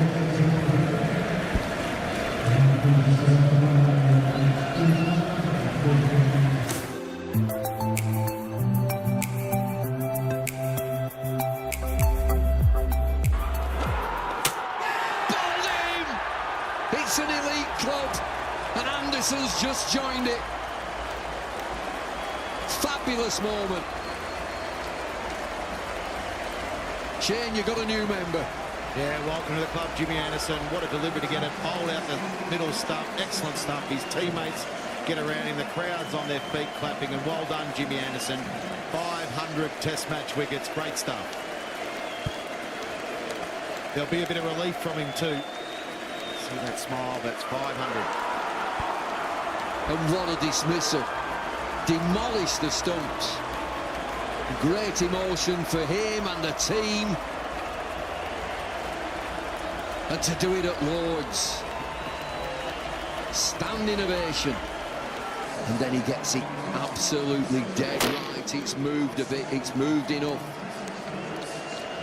Middle and off. Look at the joy. And a fair amount of emotion in there. Look at the crowd. A lot of satisfaction too. Look at that. That's a smile of a relieved man, a happy man.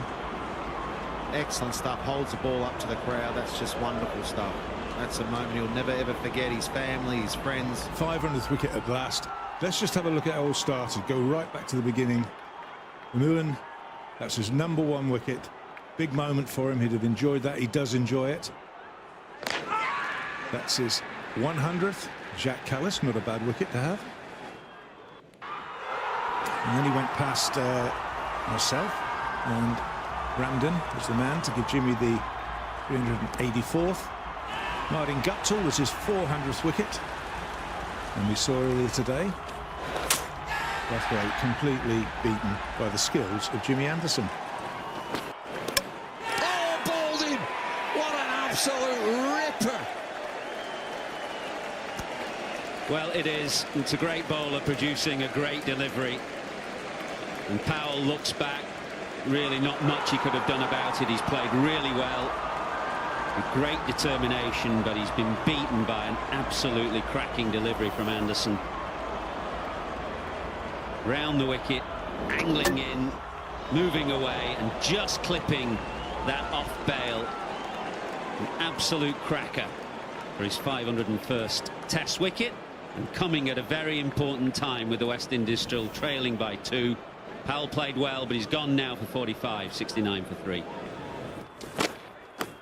Oh, inside edge and gone. It's Anderson again. England strike early. Oh yes, it has got him a wicket. Not quite the full delivery from Anderson, but movement down the slope, the outside edge. England have another, Anderson has another. 5 down, West Indies for 100. Bairstow has another as well. So the change of ends really doesn't affect Jimmy Anderson at all.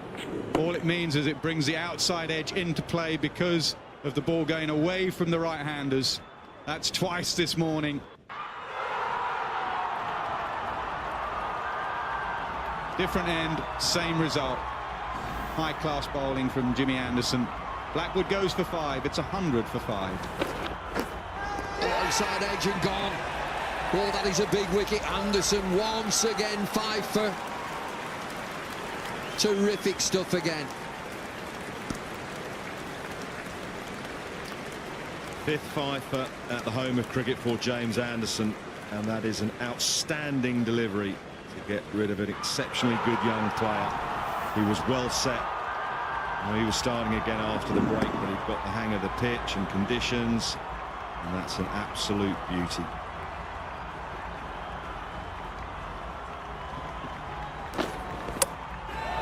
Boldy, the end is nigh. He's having a ball, Jimmy Anderson, around the wicket to the left-hander and castles him. Well, this could finish very quickly because Anderson is bang on form. This is high-class swing bowling. Just under 84 miles an hour. Nipped one past the outside edge of Shai Hope. And he's gone past the outside edge of Bishu. Hit the off stump. 6 for 30 on 17.5 overs with 5 maidens. 155 for 8, and Bishu has gone second ball. Oh, that's out. That's a beauty. He has bowled some beauties in this test match. He really has. All summer. That went up the hill. It was too good for Roach. Well, one or two former players that I know have been saying for many years that they think Anderson has bowled at the wrong end here at Lord's, that the best end for him would be the nursery end. Well, he's come down to the nursery end because of those 2 warnings from Maria Asmus last night, and he's clean West Indies up today. He's 7 for 42 in 20.1 overs. Best figures in Test cricket for Jimmy Anderson.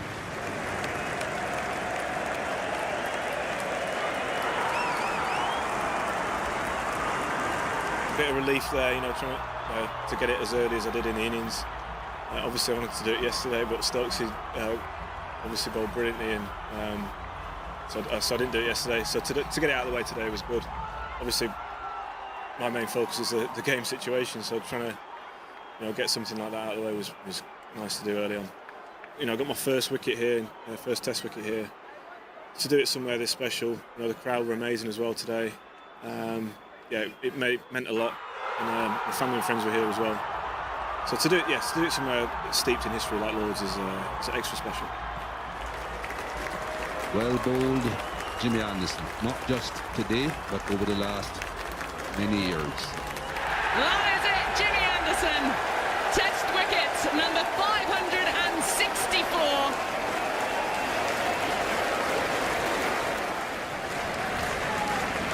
Crowd are behind Jimmy Anderson here. Oh, so close, so close.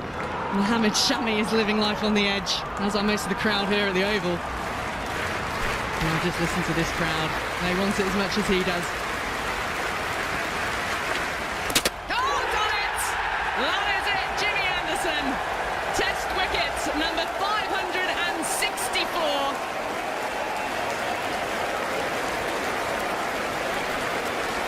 Look at that, his best mate Alistair Cook, the first person to give him a hug on this most momentous of Test matches.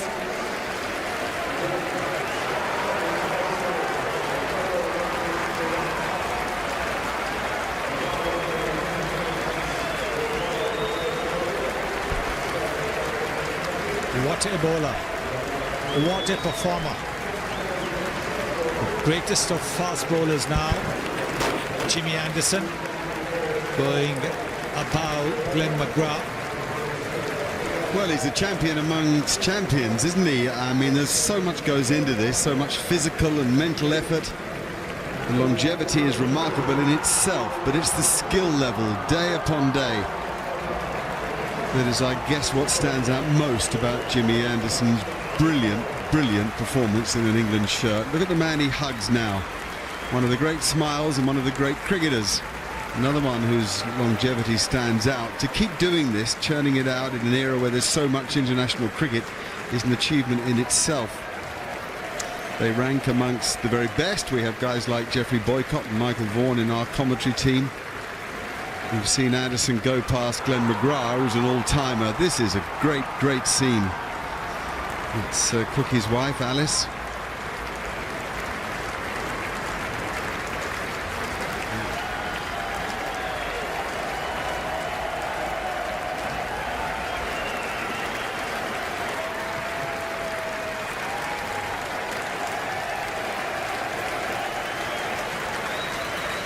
It is, as Richie Benaud famously said on this ground in 2005, time to say goodbye.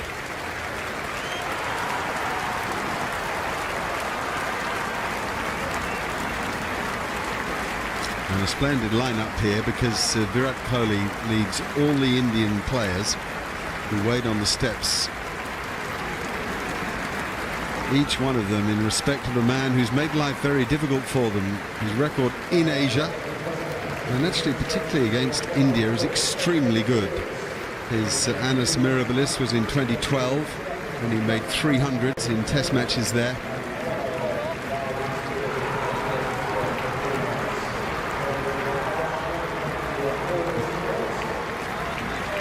Quite a fantastic performance, quite a fantastic day, quite a fantastic cricket match. We so often come to the Oval at the end of the summer and have something special, but rarely is it quite so special as this. Absolute elation for Anderson, for England, for the crowd. Not everybody in the crowd, but some of the crowd. Oh, that was a gorgeous delivery. That is a gorgeous delivery from Jimmy Anderson. Pujara is waiting. He's not sure whether it carried. There'll be a conversation between the umpires. I suspect it did. What's the soft signal? It's out.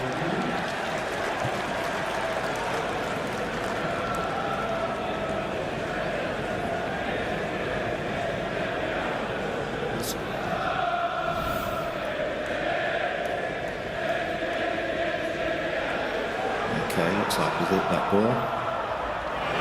Okay, let's just confirm with Old Fred that he's hit the ball, please. It's clearly carried. Okay, ready to make my decision on the big screen. And if you can load out. Well, he survived one LBW, Cheteshwar Pujara, but he couldn't survive this beautiful delivery from Anderson that rather angled in and then nipped away off the seam and took the outside edge as he was pushing forward slightly across the line of the ball. It clearly went into the gloves of Jos Buttler, so it's a brief stay for Pujara. India 104 for 2 as their captain Virat Kohli walks to the middle.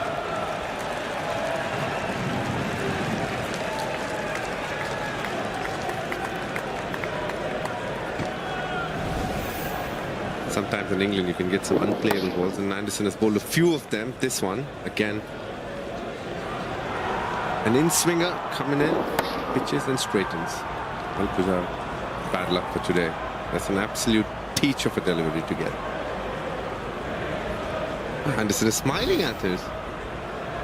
He was frowning the ball before, wasn't he? When a run was given off his own bowling, off his own analysis, when the ball thundered into the thigh pad. But he's forgotten all about that now. It was a lovely delivery. Drawing Pujara forward, bit of angle in, bit of nip away. We've got round 3, the Anderson-Kohli contest. 2014, 2018, now 2020. What is in store?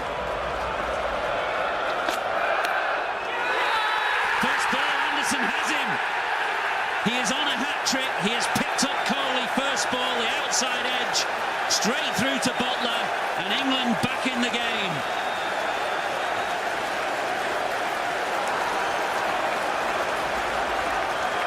We spoke about the cloud cover coming in from the right. Exactly what has happened. A great ball to get first up, fully stretched, playing for the in-swing. Anderson at his best. They say Anderson doesn't smile, but clearly doesn't walk to offer right now. India on the back foot. Virat Kohli goes for a not at first ball. India 104 for 3.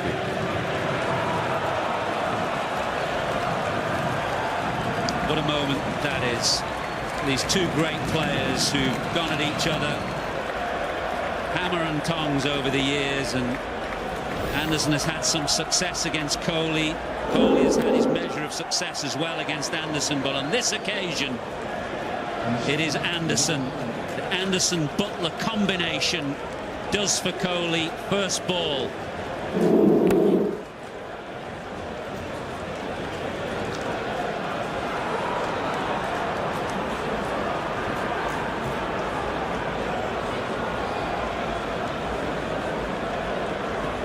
Absolute elation for Anderson, for England, for the crowd. Not everybody in the crowd, but some of the crowd.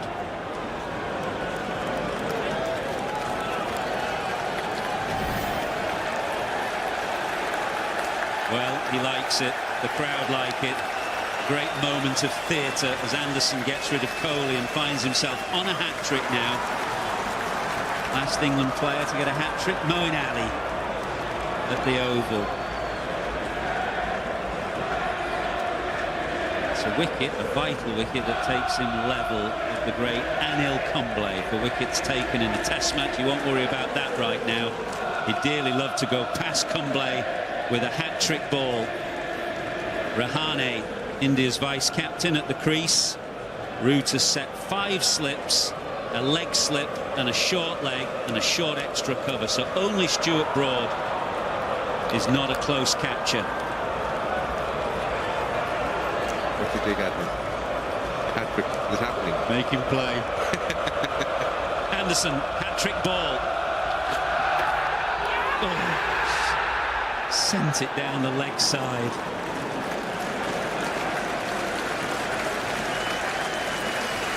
Pujara had an LBW appeal go his way. DRS helped him, but on this occasion, an absolute peach of the ball from James Anderson was nicking it. Virat Kohli comes in first ball. What a knock to go. These are hard ones to play as a batter. Couldn't believe himself, could he? Can you believe it? Joe Root shaking his head. This is the last thing that Anderson was looking for. There's the 4-1 and just some fancy footwork from Jimmy Anderson to keep his stumps intact. Anderson on strike. Bumrah looking for his first wicket in the innings. England 9 down.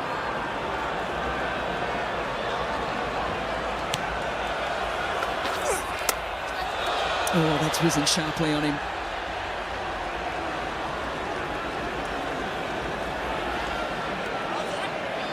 Bumrah's appealed and appealed again. Virat Kohli, not too sure what his thoughts are. There's a lot of decision-making to be made out here. Jimmy Anderson, a quick inspection of the helmet. Okay, just making sure that he's okay. What do you make of it all, DK? Bit of confusion there, but Bumrah is just relentless in his appeal. He's still going at it, saying it's hit the glove.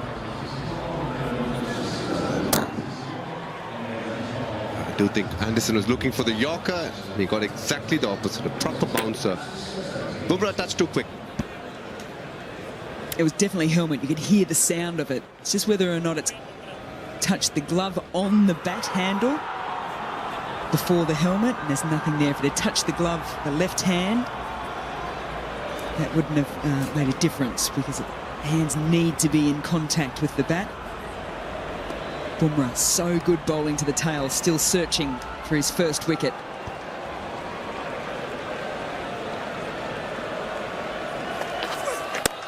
Oh, goes short again. That's on the body.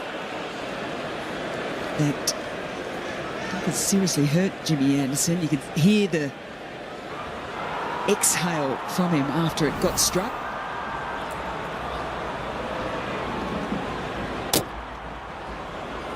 That's going to hurt.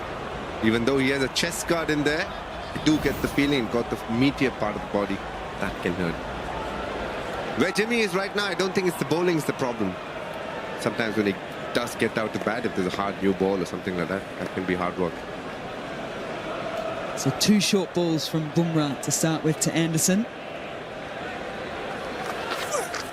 And short again, and it's up and just falling short of 3 fielders converging on it. Crowd not overly happy, DK. Yeah, you do get the feeling that Bumrah is got James Anderson number here. Short and into his ribs is what he's tried all 3 times. There's been a field change almost every ball. I do get a feeling short leg should be round the corner very, very soon.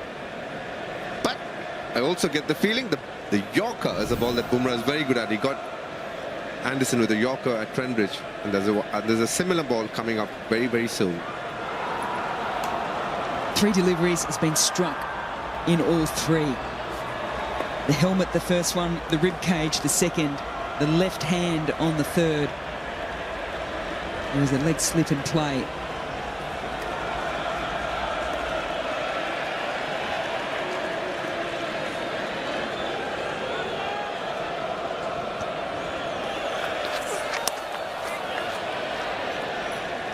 And the attempted 4th short delivery on the trot.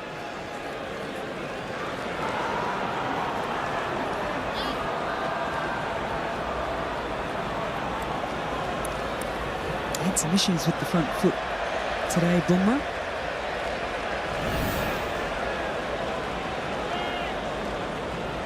And that is a big one.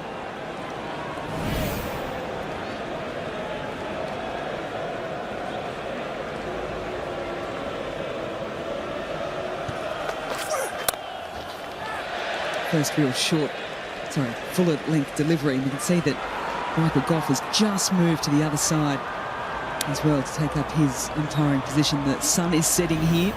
It's making it slightly difficult for the fielders and umpires.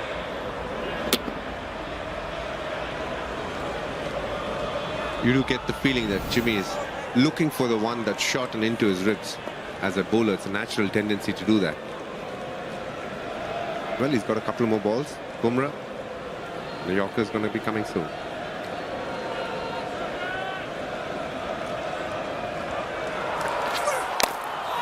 There's the full one, and just some fancy footwork from Jimmy Anderson to keep his stumps intact. And yet another no ball, searching Bumrah for the wicket, and in doing so keeps overstriding.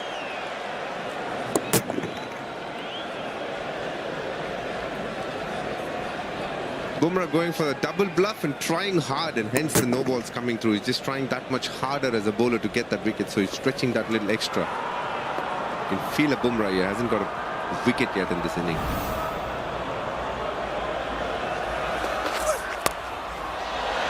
Takes his eyes off it, manages to ride with the delivery. And Jimmy Anderson will be happy to see the fact that there's a legal delivery as well, so he's just got one to face. I get the feeling that they're going to get a short leg in right now. There's enough happen to say that a short leg needs to be in place. To get covers me moving there. And here it comes. A little underarm to Rishabh Pant. Who's it going to be?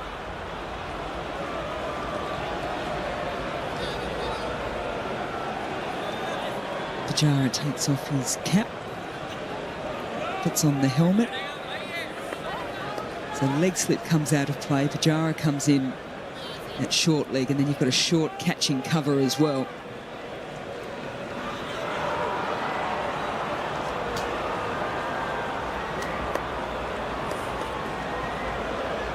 Last delivery of the over.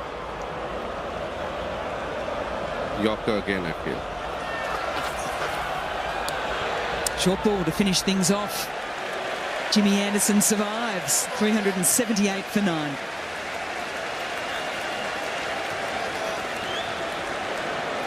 Can you believe it? Joe Root shaking his head.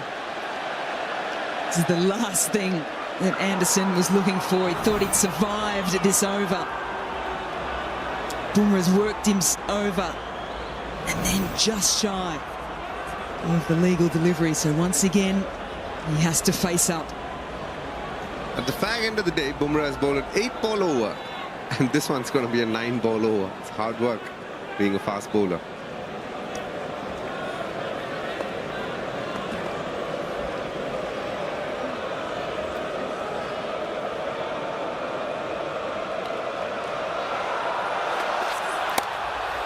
jams down on it at the last minute, puts his hands up to Joe Root and says, no, I'm happy to be at the other end.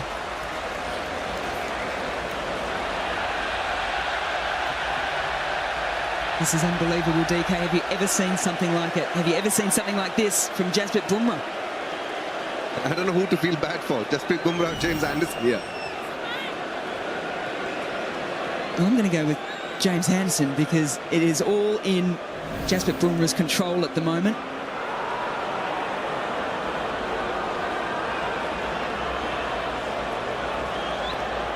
"16 no balls today, 13 of those have been from Bumrah.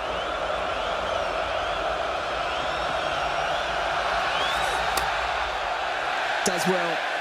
We'll wait, we'll pause, we'll find out, is this the end of the over?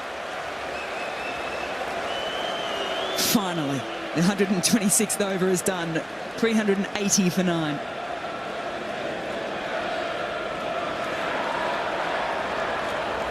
When you're 39 years old, batting at number 11, after having played 163 test matches, the last thing you want to do is face a 10-ball Bumrah over. It's hard enough facing 6, and when the bowler makes it 10, it's definitely not easy. Jimmy's family are here, and the ovation and applause he's getting here at the home of cricket, Andrew Strauss, is quite something to behold. It is. It's spine-tingling, and he deserves every bit of this. I mean, it's the end of probably the most illustrious England career of all time. He's going to find this difficult because he doesn't like this sort of stuff, does he? And especially because he's got to go out and bowl this morning. But a wonderful moment, a wonderful occasion, and hopefully he can soak it all up here today. He's going to have to keep those emotions in control, and it's going to be challenging. Yeah, definitely. I mean, 700 wickets, 90 overtake, the great Shane Warne. But in terms of skill, longevity, you can talk about McGrath and Wasim Akram, but Jimmy, I think, stands on his own, and it'll be very emotional. The crowds here, the clouds have come in as well to help him along. But Jimmy being Jimmy, emotions are not his strong points, I think, so he'll be fine, but I think it's a great occasion for him and his family. What was he like, the captain? Pretty grumpy, pretty clear on how he wanted to bowl, not easily changing his opinion, let's put it that way, but great skill and actually great commitment to winning. We probably don't talk about that enough. A guy that just desperate to win, desperate to do anything he can to help England get over the line. Well, so far he's bowled 6,646 overs and 1 ball in Test match cricket, and he's going to add to that tally today and perhaps go past Shane Warne through this Test match. He's got 700 wickets at the minute. How many more can he get? His family are about to ring the bell. Give it a go, and we're off.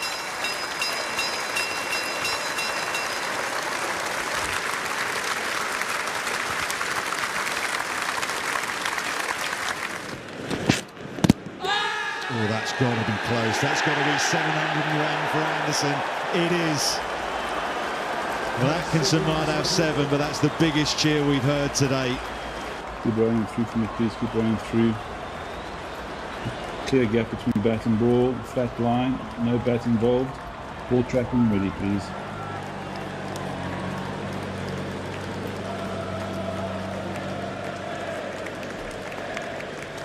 Just waiting for ball tracking.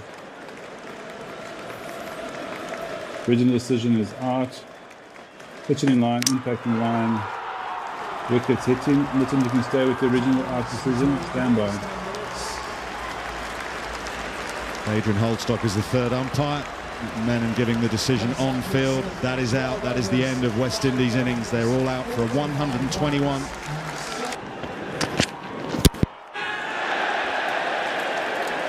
Top class from James Anderson. Number 702. First innings when he was back of the length. He's gone fuller, he's nipped it back in, and he's got through Brathwaite again. 8 times now in Test match cricket. Wicket number 700. Oh, there it is. Smith with another dismissal, and Jimmy Anderson is the gift that keeps on giving. And then it comes. Angling down the slope. Little bit of wobble and a fantastic catch. Jamie Smith on debut, low to his left. It is quite cool and overcast at Lords as the players head out for the start of day 3. Both sets of players are heading out because they will line up for a guard of honour. For Jimmy Anderson, who will just let Ben Duckett come first. And Jimmy Anderson's family, mother, father, wife, children in the house as he comes through a guard of honour for the final time as an England Test cricketer. There's a few sunglasses been worn by family members, not for the sun, but maybe just to hide a few tears. They are still standing and they are still clapping. The difficult bit for Jimmy Anderson is done there. He would have found that difficult. The stuff that he's found relatively easy with ball in hand will begin at some stage this morning. Atkinson still with a ball to bowl. Anderson hopefully with wickets to take. He's just about holding it together, you can see.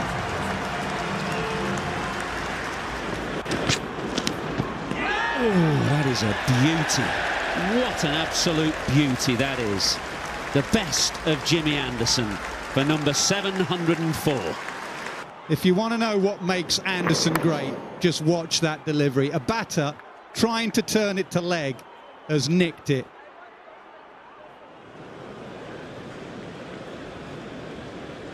He has always been touched by greatness.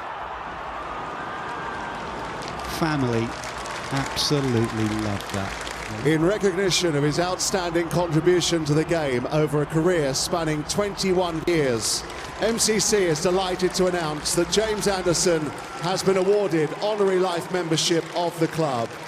With 704 Test wickets since making his debut in 2003 at Lords, he is England's greatest ever bowler, and no other seam bowler in world cricket has taken more Test wickets. MCC President Mark Nicholas will now present on behalf of everyone MCC his honorary life membership. Also a beautiful Theo Fennell decanter engraved with 4 details of the occasion and trimmed with MCC and England colours, along with scorecards of every Test match he has played here at the home of cricket. On behalf of MCC, please join us in saying congratulations and thank you to James Anderson on his incredible international career.